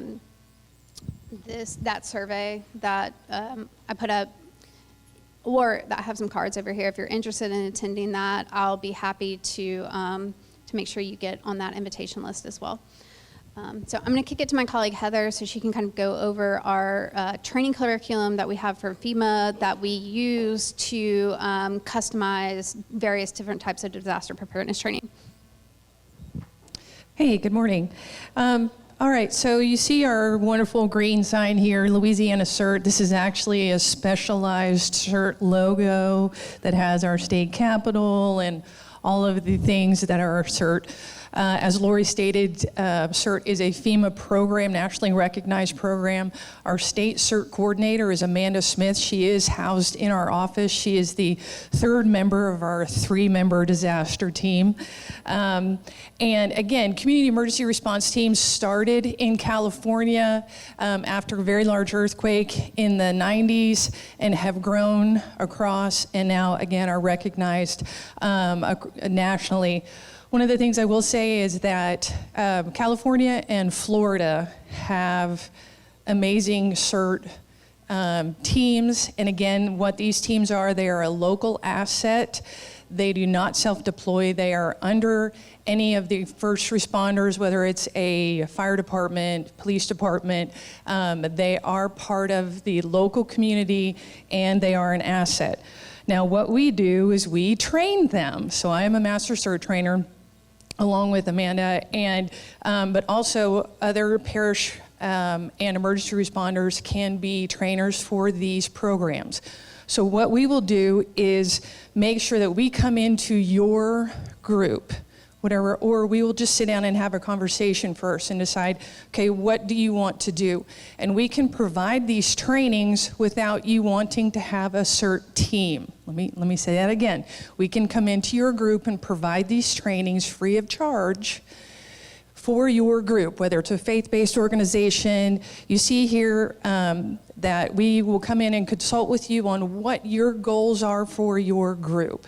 And the biggest thing, again, that we talk about, Lori stated it, is do not self-deploy. So we are training these individuals in these groups in how to help themselves, their family, and their neighbor. And also, we don't want to get in the way of local first responders. Again, I just explained all of this. The CERT program is just making sure that you in your home and you in your home can take care of yourself. We do have CERT teams around the state, and you'll see a map. We currently have 17 CERT teams around the state. I think the city of Miami has 32 just in the city of Miami. So again, Florida is the exception to every CERT rule there is, but they have a wonderful, wonderful program. So the basic CERT curriculum, there are 8 different modules, and we'll go through there, but these are some of the groups that we have trained within the state. I will say the deaf, blind, and hard of hearing communities, we spent almost all of 2024 training regionally across the state, and very rewarding for me. I actually just conducted one in Monroe last weekend. And this is a group that they're very connected through Facebook, and they want to be able to manage themselves. They want to also be able to manage their own community. Aging populations, you know, I said we can go into your groups. We work with our partnership with the AARP in the city of Baton Rouge, because that's where we live. And we'll come in for a 2-hour workshop and train them on hands-on CPR and AED. We did that not too long ago, and the training actually turned into teaching them how to use the Hey Siri function on their phone. And I don't want to say it because my phone will, but you can ask Siri to do all kinds of things like call 911. And so actually we spent a lot of the time turning that function on their phones. And so you never know what it's going to turn into. But again, this is about community preparedness. And that's what we want to make sure that we're doing out in the community. Does somebody have a question? Okay. So this is a basic curriculum. Again, we call it the platinum package. If you want to create a CERT team, we're going to come in and do basically 16 hours of instruction. All right, not everybody wants to create a CERT team, but we have some amazing CERT teams around the state. But disaster preparedness, basically what Earl did for you guys today, that's the first module, because we try to get local first responders to come in and tell you what's happening within your community. And yeah, there's general stuff, but when he went through what's in your go bag, we do a thing called disaster bingo. We have bingo cards, we have prizes, and we just hold up like different things that should be in your kit. And it is wonderful for kids. all the way up to any other population age that you could, because everybody likes a good game of bingo, right? But again, it just gives them a good idea of what you should have ready and prepared for you. CERT organization is, and I'm kind of going through these, about how to manage a team. So if you do have a team, it's about incident command structure. If anybody's been in the military, if you're a first responder, you understand ICS. Again, this one a little bit less important. We do touch on it, but if we come into a group and they don't want to actually be a team, we still teach them this because they have to understand what they can do to help to not get in the way of local emergency management. Medical units 3 and 4, so disaster medical. We're not going to teach you how to cure somebody, but we are going to teach you hands-on CPR. We bring our mannequins in. We'll teach you how to use an AED. We'll just show you how to splint and how to treat a burn and all different things. But all of these things can be provided to you. And you can see, so here, this is this picture, if you can tell, it's actually a Heimlich maneuver choking simulator. So it's a thing that you put on over your body and somebody comes up and a Nerf pellet shoots out like it's a carrot or something. But very popular in our trainings.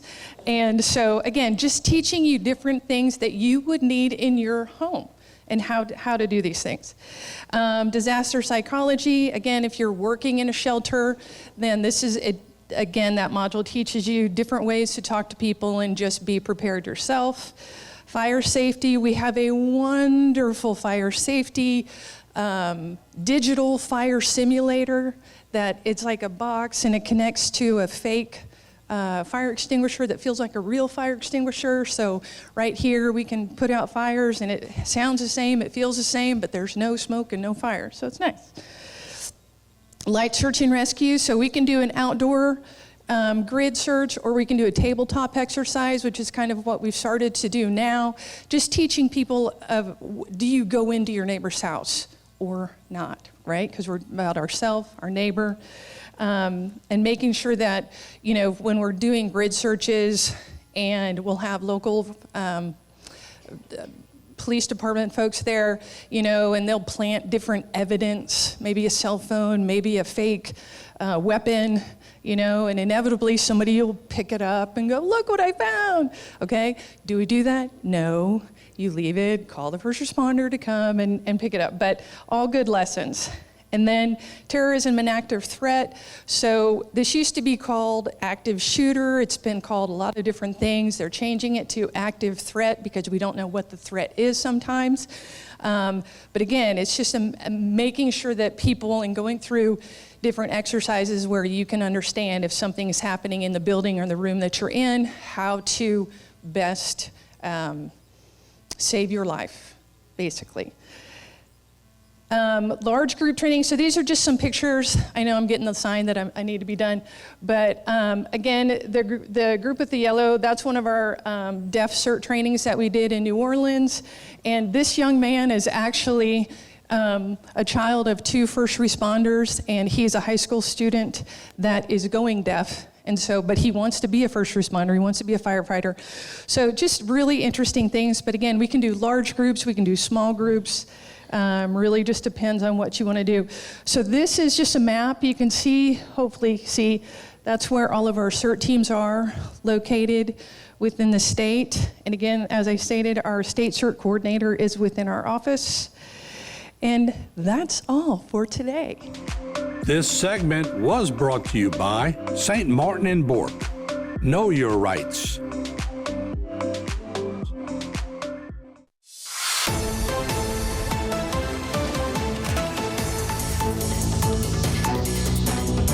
First of all, thank y'all for being here and all the vendors, thank y'all. I think it's a little video. So this was kind of recap IDA and lessons learned. So you kind of see what we dealt with, but more importantly, what we learned. And what I can say from our office, we're a little less dependent on other entities. We've been able to learn how we can self-sustain resources, things we needed then during Ida, and now we have them. In other words, when you're in need of something, it's like, you know what, I wish I had a flashlight. Well, you know, we got plenty of flashlights. You know, we wish we would have had this. Well, now we have it. So during a storm, we're better prepared. And just general lessons learned, but here, we'll play the video, and then after the video, I'll continue to talk. But this is pretty much a recap of Ida. And I mean, who would have thought? I mean, I have an armored vehicle for the SWAT team. Well, during Ida, in the middle of the storm, when people's roofs are blowing off and they were calling, that was the only safe vehicle we can get out there and get it. So, I mean, now I have the armored vehicle, but they have some surplus armored vehicles from the military that we're getting for about a couple $1,000. And I'm gonna have, in case we have to do this, I got more vehicles I can put out there just strictly for that reason. You know, a couple $1,000 investment is a good investment, especially during these type of times. So that's just an example. But anyway, if you don't mind.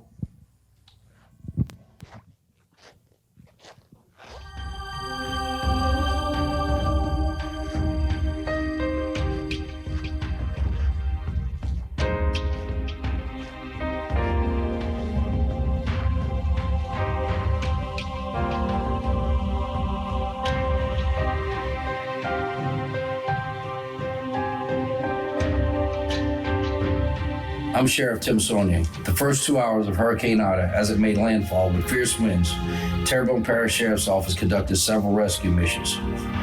All communications went down, and we started receiving several calls. During that time, we dispatched our armored vehicle, moving over 100 citizens to safe shelters.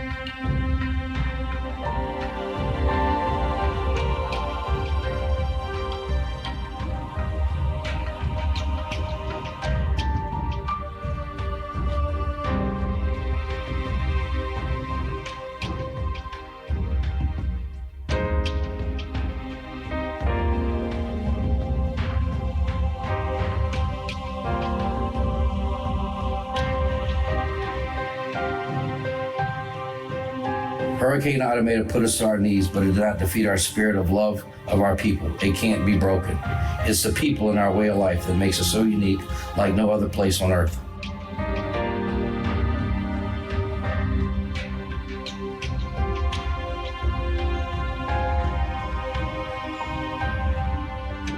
Your work and sacrifices are not unnoticed. We have had challenges of dealing with catastrophic hurricane.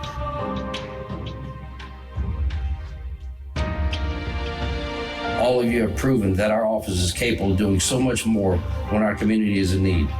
Most of you have had to shift gears, serving different tasks. My love for what all of you stand for makes me extremely proud and humbled to serve all of you.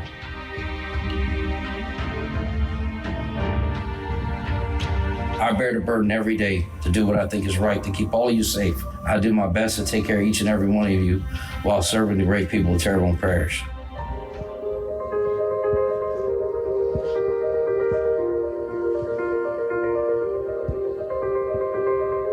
Hold your heads up. We will get back up on our feet in no time. Our law enforcement will continue to work hard for our great parish. I want to thank all of you and all your efforts with Hurricane Ida.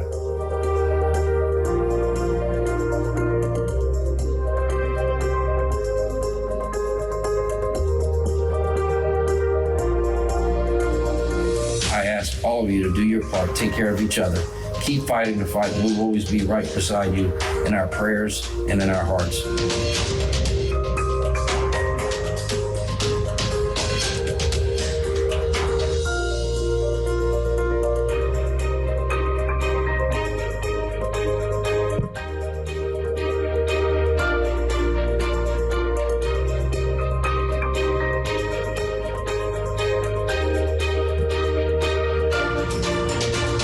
Terrebonne hold your head up. Each day will get better.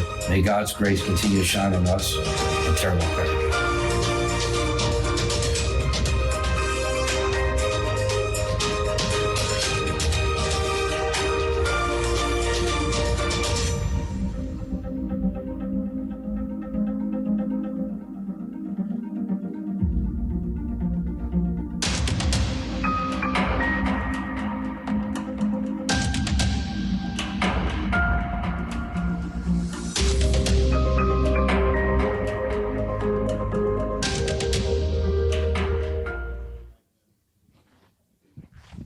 All right, well, that was a little tough times, but if you've seen the video, that was our motor pool that became pretty much a sheriff's office, because the courthouse, part of the courthouse during the storm, the whole AC units, everything on the top was pretty much blown off, so it kind of became a funnel. And so we couldn't really function. I said, well, it doesn't look right because there's water running down the wall. I don't think that's supposed to happen. And so, we took quite a bit of damage. But we may do what we had, and look, there was a lot of things that we've learned, but resources we need. We've been able to build from that. In the very early stages of Ida, I said, look, when I pulled out of the basement of the courthouse after that storm passed, I thought I was back in Iraq. I mean, I was a Marine for 22 years, and it looked like a bunch of rubble, and I'm like, oh my God. Trying to get down the bayous, it took me. And I remember we had 3 flats because we hit nails. We did a lot of things trying to get through. I had 3 flats in a truck, and we realized sedans don't work, especially in that, like a police unit, like a Crown Vic or things like that, sedans. We end up forcing all of our trucks. Anybody that had a truck in our office, we were utilizing trucks. So now you kind of see my police units are trucks. And eventually they're all going to be trucks because during a storm, that's what we need. When we had that little blizzard, by the way, I told you again, it was my fault. When we had the blizzard, guess what? They're 4-wheel drive trucks that allowed us to get out there, to be able to get out there for whether it's an emergency or whatever situation lies. We got to be able to get there. But that night, it got dark real fast. By the time we got out there, it took me to get to the Berg area or even the Klondike area. It took me about 4 or 5 hours to maneuver, get around, move around things just to get there. And getting they had one gentleman, he said, they had some truck driving across my yard. Oh, I'm sorry, that would have been me. But true story, but the point is, any other vehicle, we wouldn't been able to do that. And we had officers going every single direction, trying to identify obstacles, getting roads cleared. So fast forward, and the important part is that we can navigate and get where we need to go. And the important part, you need vehicles to get there so we can identify. And between us, the fire department, between the chainsaws and everything, so we get roads cleared, the most important thing we got to be able to get to the people. And kind of going back when we talk about evacuation, look, if we ask you to evacuate, and I understand the property, people don't like to leave, and they definitely want to be able to come back. I'm not one to lock the parish down. I won't. I'll ask people to leave because I would rather protect your property than go and have to send my people out there. So if we do, and it's that bad, leave, but rest assured, I think probably in history, Earl, like the last storm we had last year, I mean, by that morning, we had every single road cleared.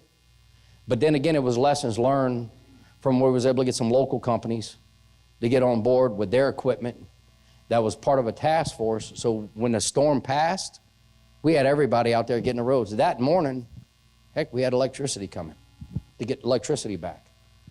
You don't know what Mother Nature is going to bring us, but we got to be prepared for whatever can be thrown at us. So those things are important because we got to be able to get emergency vehicles down there so we can bring services back, but more importantly, get the roads safe enough and clear so people can get back home. And that leads to the next phase of when there's an emergency situation, and the way the law states that normal security is not in place, that's where the looting law applies. Well, my technology I have out there, we're able to do pretty good at catching them. And with the judges, they're pretty understanding on that, so we can make a good example of anybody that wants to do that. The way I see it, if somebody got kicked or whatever's going on and somebody's just going to take advantage of that, that's just not right at all. It's not right anytime, but especially during those times. And our judges have been pretty good, and Joe Waits has been pretty good at making examples so that it deters. I think probably the first couple days of Ida, we caught about 35 looters. About 30, 25, 35, I can't remember the number. We didn't have a jail, and this is a true story. The jail was messed up, but we became creative. It's called Connex boxes. And I'm not going to sugarcoat it. They're not going to be out there doing that to people, and we put them in a Connex box. It was air conditioned, and there was a bathroom. It's a 5-gallon bucket and kitty litter.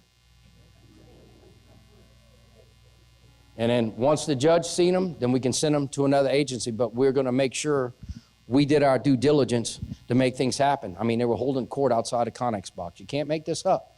But this is what Mother Nature brought us, and we may do with that process of law enforcement.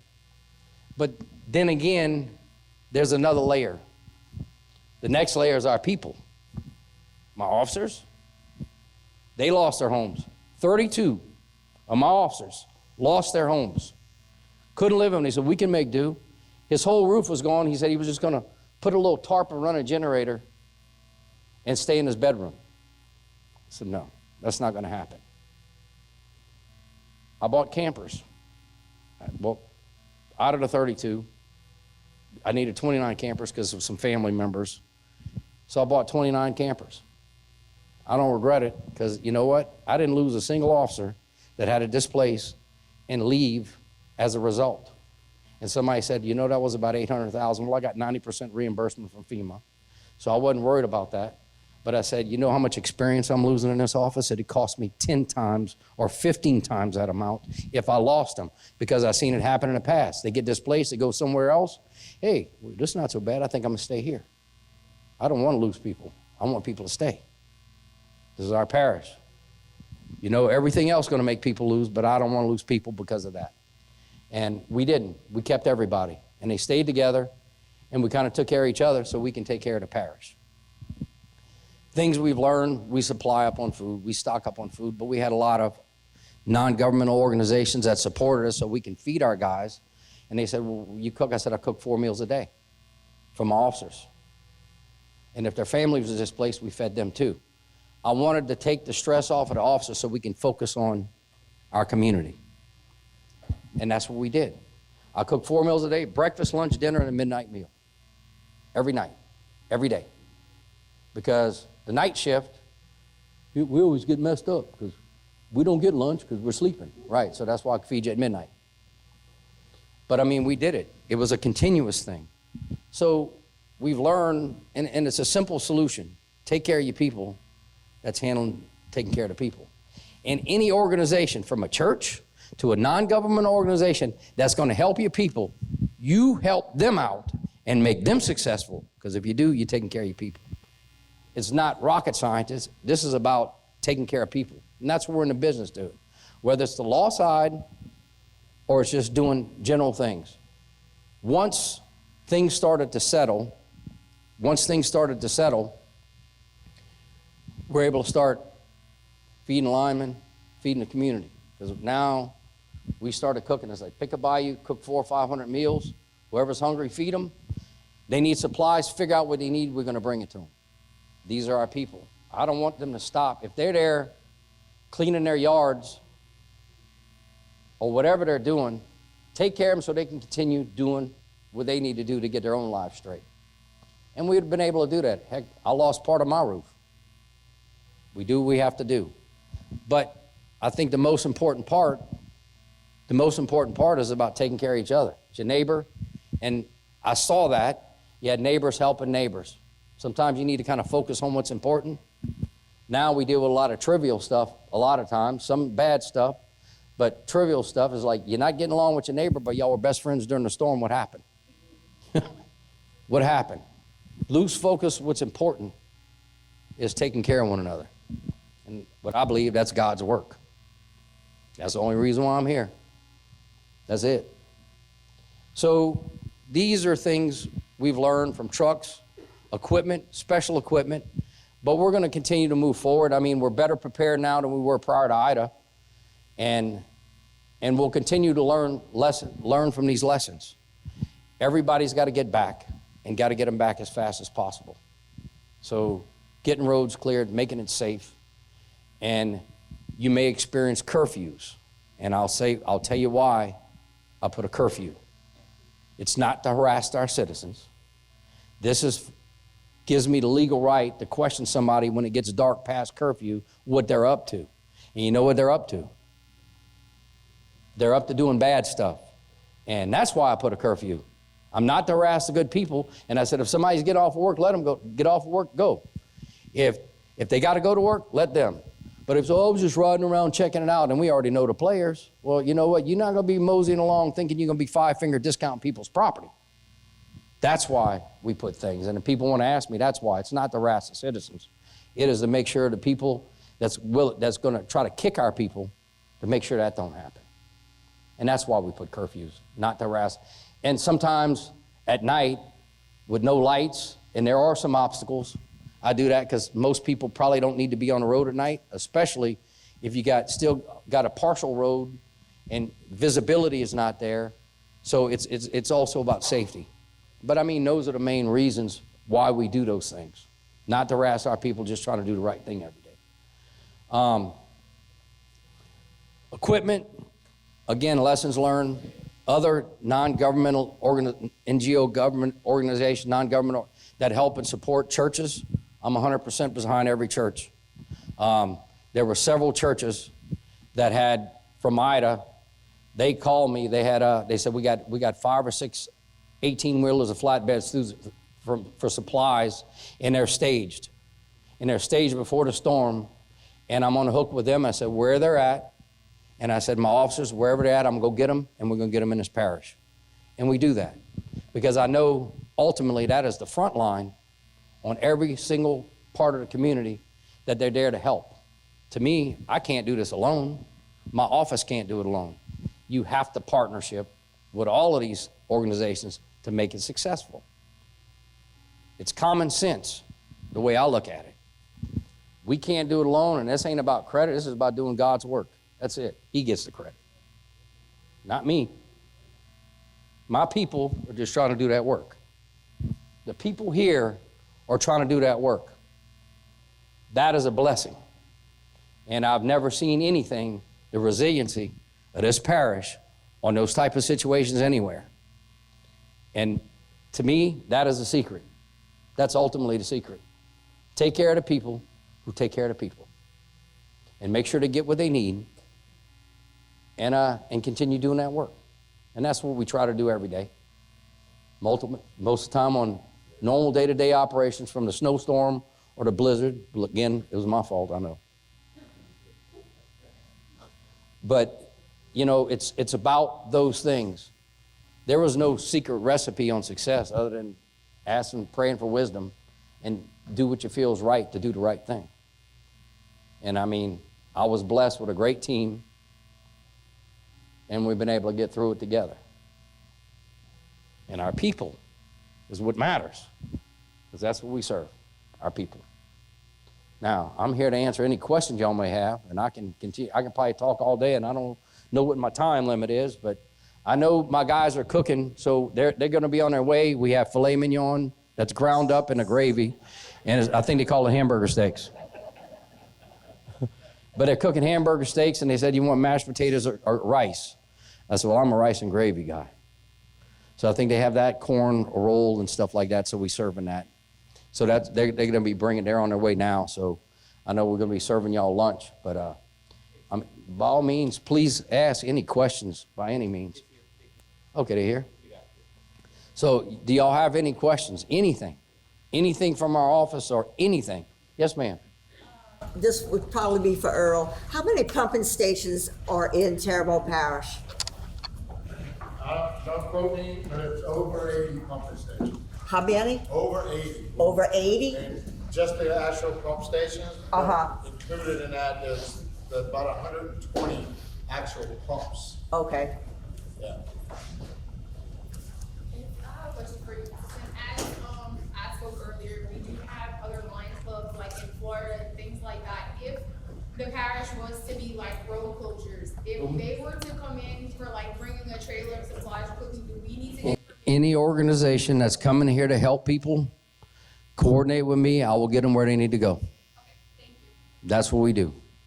I mean, they had United Way came down. They had all these organizations.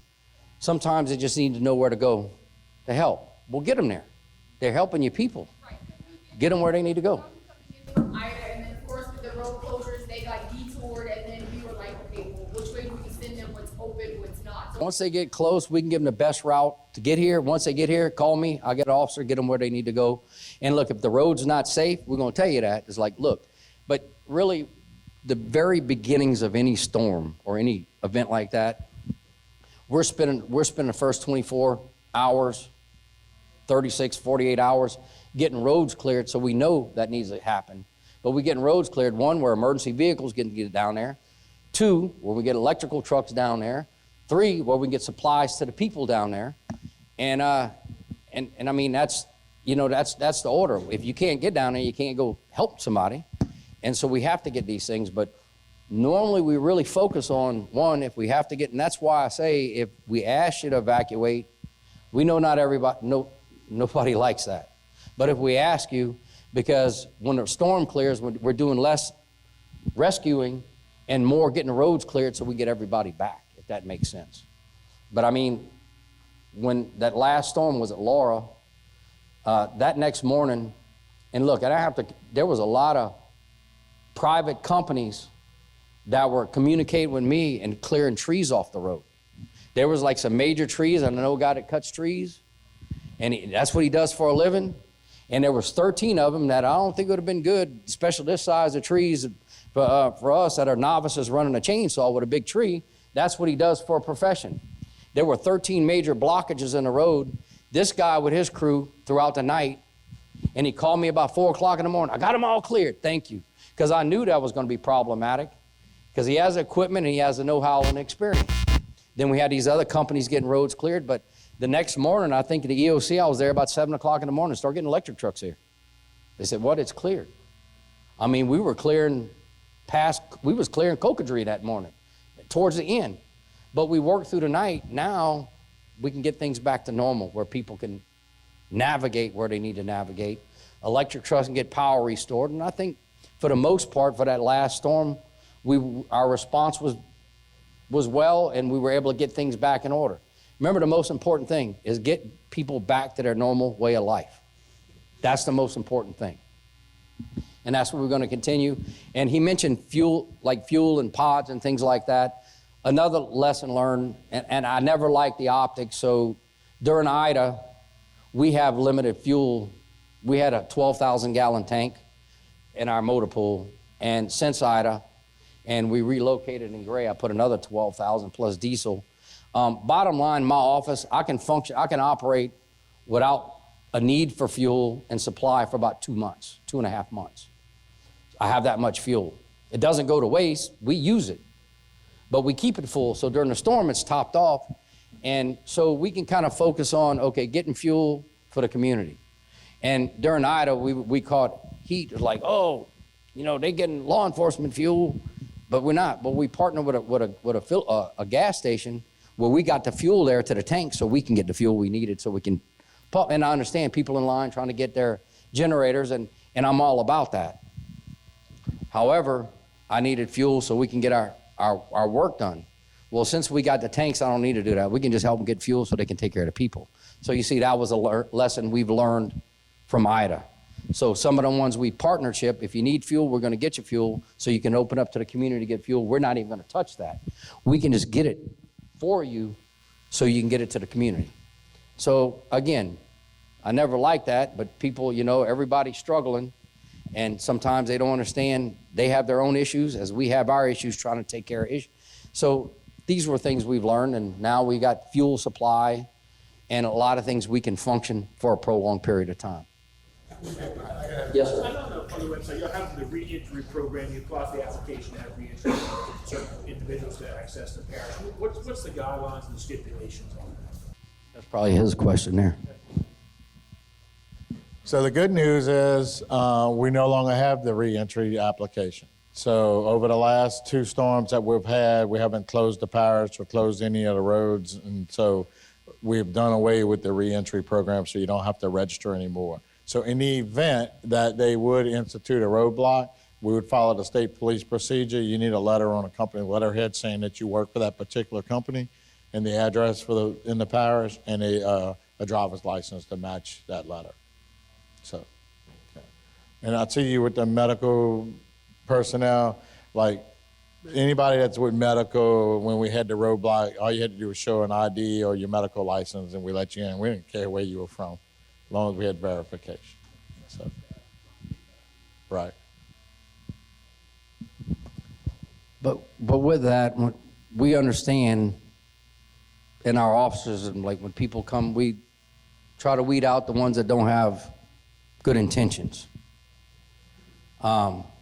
But when you got business people that need to get back, I need to get back there, of course. Get back to your business. We know the best thing we do is get people back on their feet. And businesses, we got small business. Look, that's still the heart of our economy. It's a small business. That's their livelihood that we're talking about. You know, I need to check my generators for my stock that I do have, what little I do have. You get them back, get them there, and that's what I tell my officers. If they have that, if it's not 100% safe, escort them there and get them there safe so they can check on the things that it's that important to do that. So, I mean, these are things that's important. It's our community, and people that are business owners, we certainly don't want to deter that, or say, I work at the hospital. Well, you need to get back to the hospital then. Get them there. And we understand they're getting off of work and they have to go home or whatever it is, or staying at the hospital. We get all of that. I mean, we're not there. We understand in the middle of the night somebody might have to go to that hospital. And we understand in the middle of the night they might be getting off of work. That's all I understand. And they were like, can I leave? Well, yeah, you can leave. We put it there so we can filter what's going on, because the people that are not doing the right things, that's the ones we're trying to concentrate on. And as far as we do, and we learn this from Ida, I mean, when we get after a storm, look, people are really devastated. And you got people that come in here as contractors, and I'm going to come in here and do some work. Look, some of them will provide some immediate work, but I send my guys out there screening them, getting their information. Because I'm going to tell you right now, and I tell them, I said, if they break the law and they take advantage of the people, I'm going to treat you like a looter. And we try to filter some of that out. We try to tell people, oh, we can't 100% everything, so just be very cautious on who you're dealing with.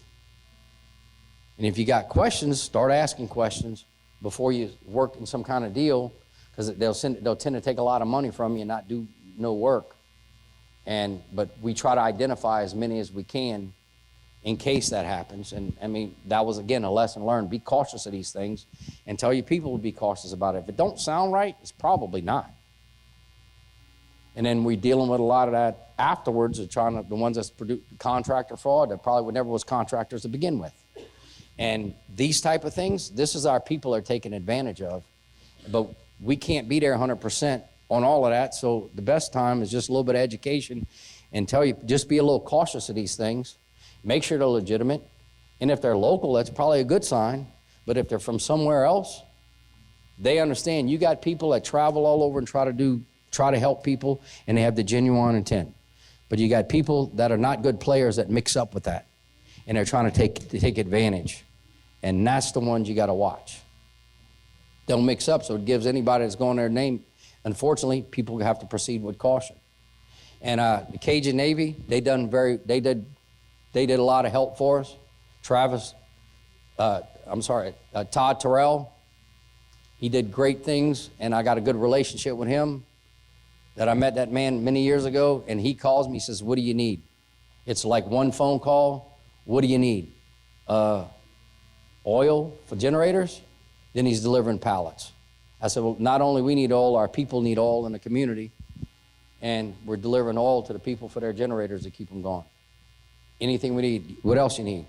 Can you bring me some gas cans? Then he brings the gas cans, because our people in the community need gas cans because they have no means of filling their generators up. I mean, but it's kind of crazy during Ida, we identified a lot of elderly families that really couldn't take care of it. My guys in the middle of the night, they were going there servicing their generator, keeping it going for them.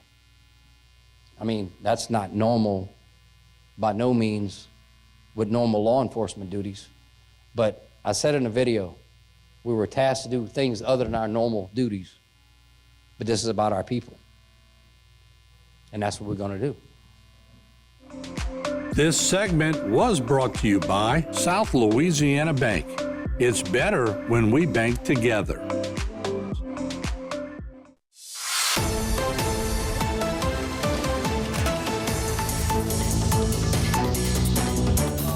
Now I'm going to put my meteorologist hat on. The National Weather Service could not make it today, but I do have a copy of their slides, and I've seen their presentation a few times, so I think we can make it through this. So, and then I know this presentation is between you and lunch, so I'll make it as quickly as possible. So, okay. So this is what happened in 2024, which was last year. Believe it or not, there was 18 named storms, 11 hurricanes, and 5 major hurricanes.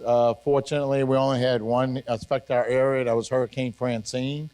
And then for the first time since 2019, with more than one Category 5 since 2019. So, so they show in Barrow here. That was a 5. That name's been retired. Helene was a Category 4. Most of you guys remember Helene went into Florida, but then it affected western North Carolina and eastern Tennessee with all the flooding in that area. Kirk was a 4. Milton was a 5. That was retired. And then you had Raphael, which was a Category 3 of last year. And you can see the basin was pretty active with those 18 named storms. Everybody likes to look at this. These are the 2025 names. There's no Earl, so I'm happy for that. So, but if anybody's on here, make sure you're not too bad, all right? So I think these were the same names that were used in 2019. And as y'all know, as the storms are, if they're a Category 5 storm and they do a lot of damage, they'll retire those names. This is the outlook for this year. 60% chance of it being above normal and a 10% below normal. And so 13 to 19 named storms, 6 to 10 hurricanes, and 3 to 5 major hurricanes. What this does not tell you is where they're going to occur, okay, whether it's on the East Coast or the Gulf of Mexico. This is typically where most of the hurricanes are forecasted in this basin. It's a pretty large basin. And the season runs from June 1st to November 30th. Most people think it's November 1st, but it's not. It's the whole month of November that we're currently continuing to monitor this area.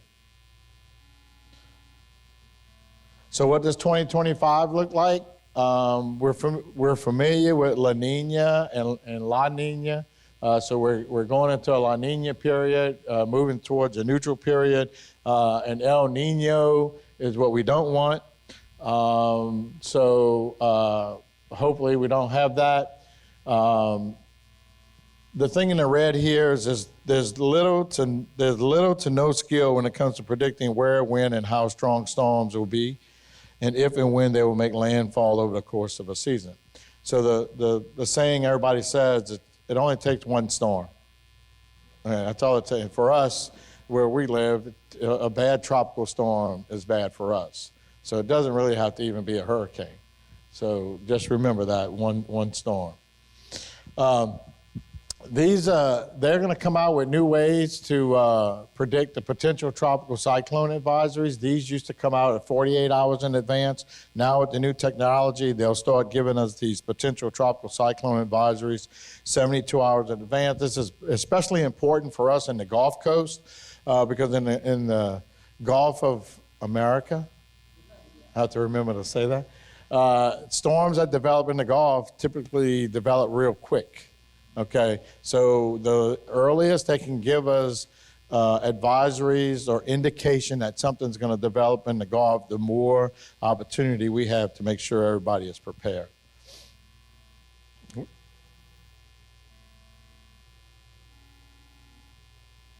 So this is the new experimental cone graphic. Most of you guys have seen this. What you see here now is the red would be a the red is a hurricane warning, the blue is a tropical storm force warning, and then the yellow is a tropical storm. What this new cone and this graphic really shows is that there are potential effects from a storm outside of that cone. So if you look at this, the white area, that's the cone that we're familiar to look at. Okay, a lot of the other colors are outside of that cone area, which means that there is going to be potential tropical storm damage or winds in those areas, so that we just don't pay attention to the cone. And a lot of people think that the storm is going to stay in that cone.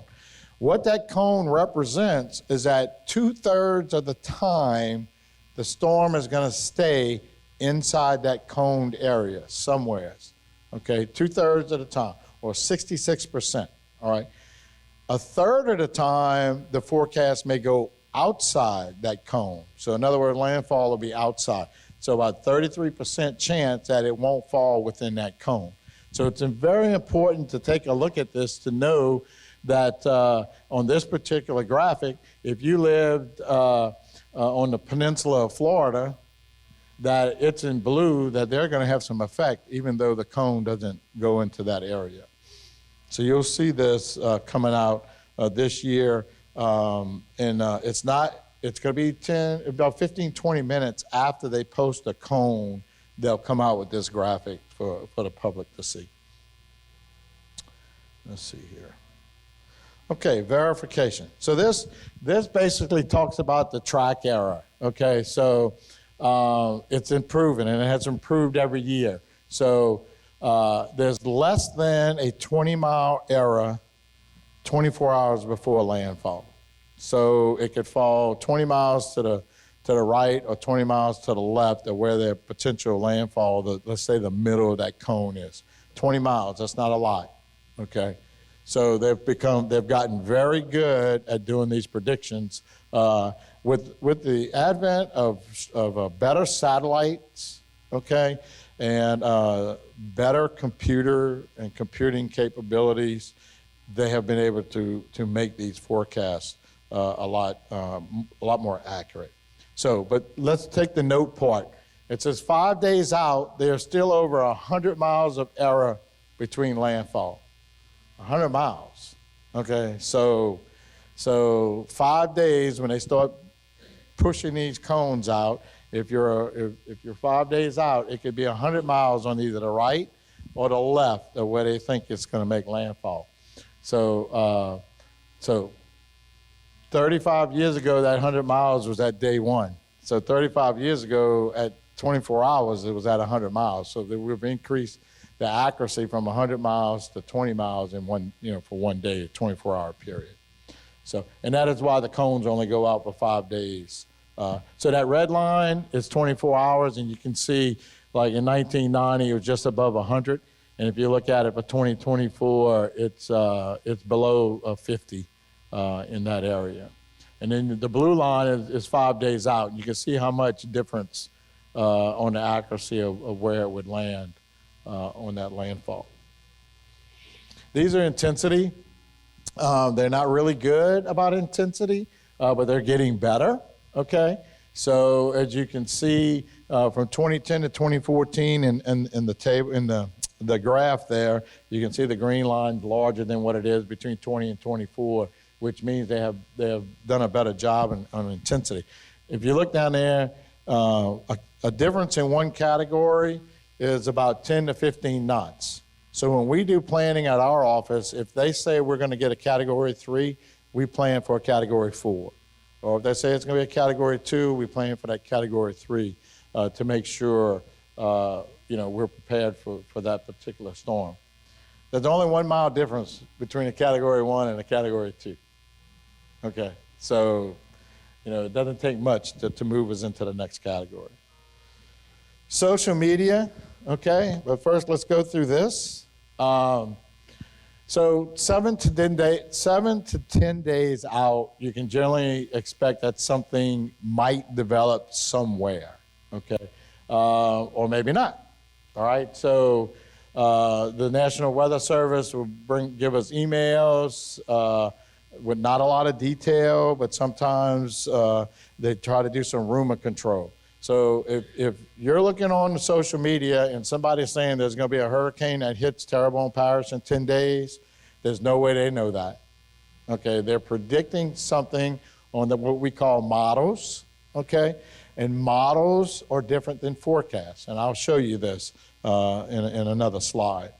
So 5 to 7 days, we get a better understanding of the ideas of the possibilities.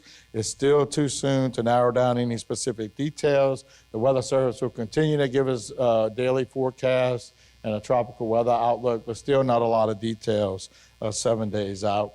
3 to 5 days, they begin to narrow it down to the impacts are more specific for our area. We get advisories 4 days a week, 4 times a day. Daily webinars with the Weather Service, and then as we know, 1 to 2 days, they're pretty accurate of where that storm's pretty much gonna make landfall. Here's some issues with social media. Are they selling something? Is that why they posting it? Because they're trying to sell their product? Or they're asking you to subscribe to see certain posts, other posts? They're only, like I said, posting weather models and not forecasts. So yesterday when I saw this presentation, they were like, there was something that was supposed to develop in the Gulf yesterday on a model, but did we have something? No. So, and people will push these things out to try to get as many likes as possible on their page. So remember, most of these pages are looking to make money. So TikTok, Instagram, as many likes as they can get, the more money they make, okay? So very, very careful on the information that you look at on social media. I ask everybody to pay attention to the National Weather Service and the National Hurricane Center and get your information from those two groups on potential storms. Okay, so this is interesting. So the post you see all the way to the left, that was posted in August of 2024, and it shows 2 storms that were one going into Florida, the other one going in between Texas and Louisiana. Believe it or not, it was posted now in August of 2024, but it originally came out in August of 2020. So somebody reposted something that was 4 years old. It got millions of views, and the poster got paid for having over 100,000 views. Okay, so that's what they want, all right? So the page on the right, it shows that that page wants you to pay for something that you can get free online, okay? So, and then the ones down at the bottom are not arrows from the National Hurricane Center, but somebody else is putting those arrows on there and trying to predict where these storms are going, and they don't even match up with the National Hurricane Center. So be very careful of what you're looking at on social media. This is the description of the forecast versus computer models. Now, the forecasters use computer models to make a forecast. And the forecasters understand the uncertainties and the complexity of these models to communicate the impacts. So when you look at a spaghetti graphic, that's those pictures you see with all the lines showing where the storm may go or potentially go. Each one of those is a model. It's not a forecast, it's a model. So they're all different, and what the forecasters do at the National Hurricane Center, they take all those models and they put them all together and they come up with a forecast of where they think that storm's gonna go. People continually think a model is a forecast and they get easily confused. It just causes the public to lose confidence in weather forecasts and therefore not take any action when they need to. So the little thing here says, next time you complain a meteorologist is wrong, remember your bracket for the NCAA basketball tournament. Predicting the future is very hard. Okay, so here are some examples of forecasts versus computer models. So the pictures on the left or your forecast or interpreted model information from the National Weather Service or the National Hurricane Center. And then the items on the right are your computer models. And that's where you see the spaghetti models, this particular picture here showing all the different models. This one showing all the models. This one when this was posted, the day it was posted, it wasn't correct. The storm did not go there. Okay, so that's the other important thing of keeping up every day on the forecast so that it'll change. So you need to make sure of where your evacuation, or where you were going, it may not even be available anymore. Take, for instance, in this one, if you lived in this area and you were planning on going to I call that the armpit of Florida, but it's something. If you were planning on evacuating there with this model, that storm actually went into the armpit of Florida. So if you use this to determine your evacuation model, you went right to the storm if that's where you were going. So it's very important to keep up with the forecast to find out where you need to evacuate. Once again, these are models. If you look at these images, can any of these tell you how much rain Houma or Thibodeau will receive? None of those. You need a forecast in order. They need to take this information, put it in a forecast to come up with those numbers. And how high will the storm surge be, or where the storm will make landfall? None of these tell you where it's going to make landfall.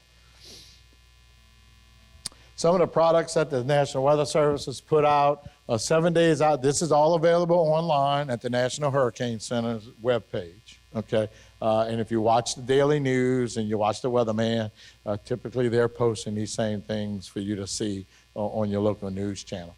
7 days out, they produce what they call a tropical weather outlook. That's the picture down at the bottom left. You'll see those colored areas where red and that X, the development of the system is where they think it's going to happen is where the X is, or it could be anywhere in that red area.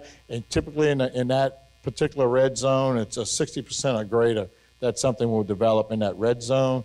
Then you have the orange zone. Once again, you have an X there showing that that's where they think it may develop, but it could develop anywhere in that orange zone. And that's like 40% or greater. And then you have a yellow area. You don't see an X there because they don't know if anything's going to form in there or not. That's a less than 10% chance that something will form in that yellow area. Then they come out 5 days out. That's when they start producing the cone. That's the one you see in the middle. And then with that cone, you get wind speed probabilities. We start getting predictions on what they call slosh models. That's the models that we use to predict storm surge in our area.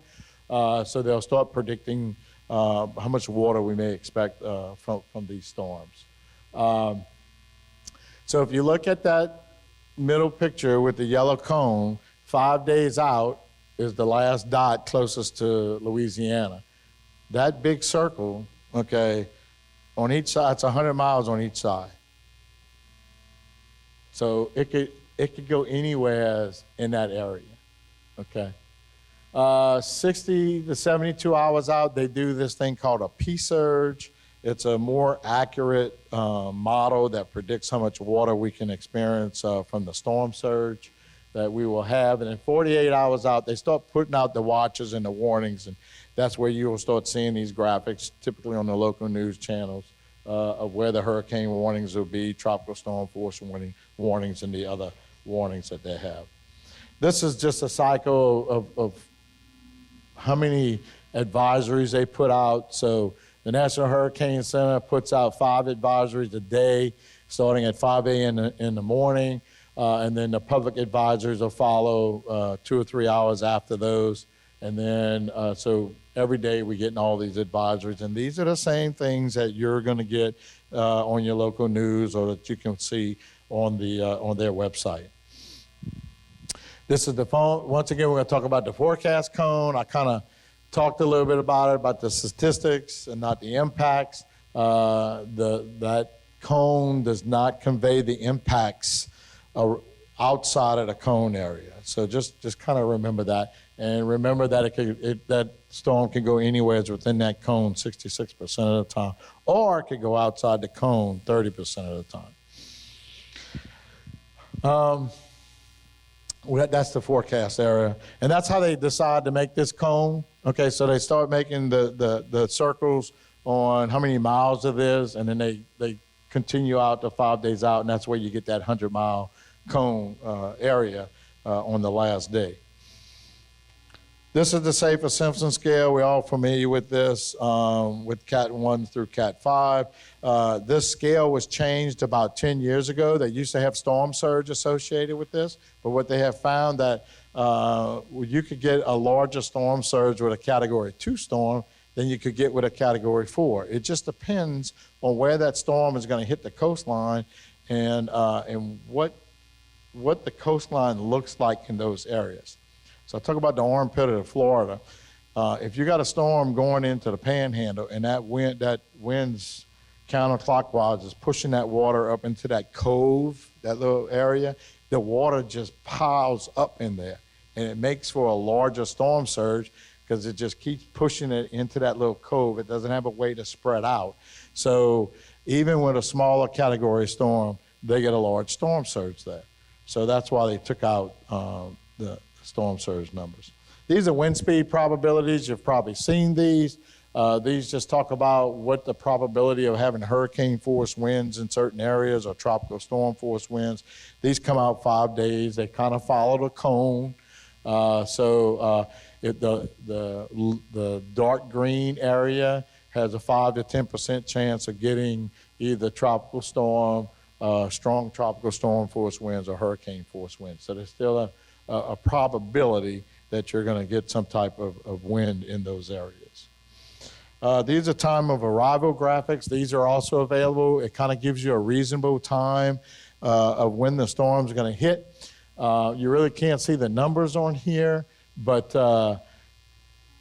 this is the earliest reasonable time. So what it's trying to tell you is this is the earliest you may get tropical storm force winds, hurricane force winds, and what's your probability, like what's your chance of getting that type of wind. So the darker colors naturally means the percentages are higher that you would receive those, and at what time. I tell people to use these earliest reasonable times, the earliest reasonable times, because it gives you like a 24-hour advance on your planning, okay? So if you're trying to evacuate, you want to make sure that you have enough time to get out and you have enough time to prepare what you need to prepare. So I kind of ask people to kind of use those numbers when they're making their plans. These are hurricane threat and impact graphics. These are normally put out by the National Hurricane Center, and they're updated by the National Weather Service in New Orleans. So in this, and I think there's another slide, but the purple is hurricane force winds greater than, I think it says 170 miles an hour. I can't read that from here. And then the red is a little lower, and then the lighter colors are lower miles per hour in the winds. This example is from Hurricane Ida at 10 a.m. on August 28th. So the interesting thing about this, and I think it's on the next slide, is the cone did not show it was going to impact the St. Charles area and the further New Orleans area. And I think that's the next slide here. So the wind probability in the cone is on the left, okay? The circled area in the arrow says that Jefferson, St. Charles, St. John are all outside the deterministic hurricane wind swath. In other words, they weren't supposed to get any hurricane winds, okay? So the National Weather Service for New Orleans posted the one on the right and showed that same area would get hurricane force winds, all right? So it's important to listen to your local National Weather Service because they have more information locally than what the National Hurricane Center has. So if you were looking at the one on the left, you probably wouldn't have left St. Charles, LaPlace, St. John area because you didn't think you were going to get any hurricane force winds. But if you looked at the one on the right, you would have said, okay, I probably need to evacuate or take other precautions for this particular storm. And if you look at the one on the left, you see where that hurricane took a jog. Okay, so this was the forecast track right here, this dotted line. This is the actual path it went. So that's why those other additional parishes were affected. Okay. Storm surge. You'll see these maps. They're based on a probabilistic storm surge forecast. When I say the word probabilistic, I'm talking about like a percentage. Okay, it's not a deterministic where it's an actual number. It's a percentage of whether or not you're going to get that water. So, and it provides a reasonable worst case inundation at each location based on the current forecast and intensity from the National Hurricane Center. So in this particular photograph, now I will tell you when this was developed, and even the stuff we're going to get this year, they do not take into account our hurricane protection levy. Okay, we have a 13-foot levy. It's not federally recognized, so the federal government agencies don't recognize that when they do these storm surge. But what I do want to let you know is that outside of the levee system here, for this particular storm, and I don't know which one this was, but it says in the yellow and the orange, especially the orange area, that's greater than 6 feet above the ground, where you live. Okay, so if that was accurate for here, okay, and we were in the orange, the water would be over my head, because I'm not 6 foot. I'm only 5'7". So this is telling me that I have a 90% chance that I'm going to have water over my head in these locations with the orange, okay? So, and it's even greater if you're in the red area, okay? So I can tell you that all this area which is outside of our levee system in this particular map shows some areas of 9 feet above water. That is probably to the roof of your home if you live in those areas. A 90% chance. So this is what I want to ask you. If you cross the railroad track every day, and I tell you that tomorrow there's a 90% chance that you're going to get hit by that train, or you're going to cross the railroad track tomorrow? Probably not. But if I tell you there was a 90% chance that the water's going to be up to your house, to your roof, are you going to leave your house? Probably not. Okay, so just, to kind of put it in a perspective, they're trying to tell you there's a large percentage of chance that you're going to get some flooding in that area and that you should evacuate. So, and these are the maps that we use to make a determination on what areas should be evacuated. Typically, I know in this particular situation, all of Zone 1 and probably Zone 2 would probably get evacuated. Now, we have a levee system.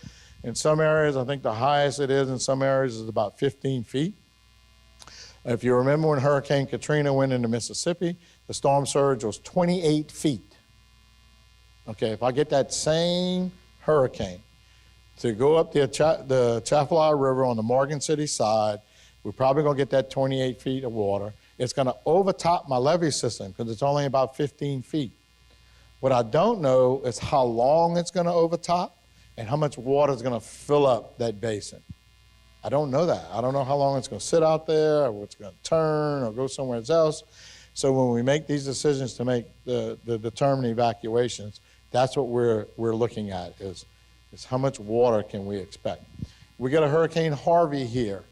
Okay, how many of y'all remember Hurricane Harvey in Houston? The interstate was flooded. All of Houston was flooded. They had over 30 inches of rain, 40 inches of rain. If I get 40 inches of rain in Terrebonne Parish, we're going to have water inside the levee system. We're going to get flooded. We can't pump that much water out, okay? So those are the things we have to kind of take into consideration when we're issuing these evacuation orders, whether it's a tropical storm like Harvey was, or if we have a hurricane like Katrina that's going to dump that amount of water. We got to rely on these tools to make these determinations. Don't forget about flooding. It's still the most deadly hazard. Most people are worried about the wind and don't think about the flood waters. A lot of rain can occur in a short period of time. And all I got to do is mention what happened in West North Carolina and in Tennessee to talk about rainfall and flooding from a hurricane. Okay, I don't know, that's probably 300, 400 miles from the coast to have that much flooding in that area because of the rainfall, the amount of moisture that these tropical systems carry. This is a forecast on rain that the Weather Service puts out. This was particularly for Hurricane Ida, predicted 10 to 15 inches around the Terrebonne area, and then you had the pink is about 15 to 20 inches of rain forecast. Typically, it includes 3 to 5 days. So that number goes across 3 to 5 days. So let's say you had 15 inches, you're looking at about 5 inches a day. But if you can't pump it out, you have a problem, okay? So if somebody asked about how many pumps we had. It's very important for us to keep our pumping system active in case we do get 5 inches of rain a day, that we can get it out so we don't get the next day's 5 inches. This is, we talk about tornadoes. Everybody knows the northeast corner of the storm is our worst area that we can get tornadoes.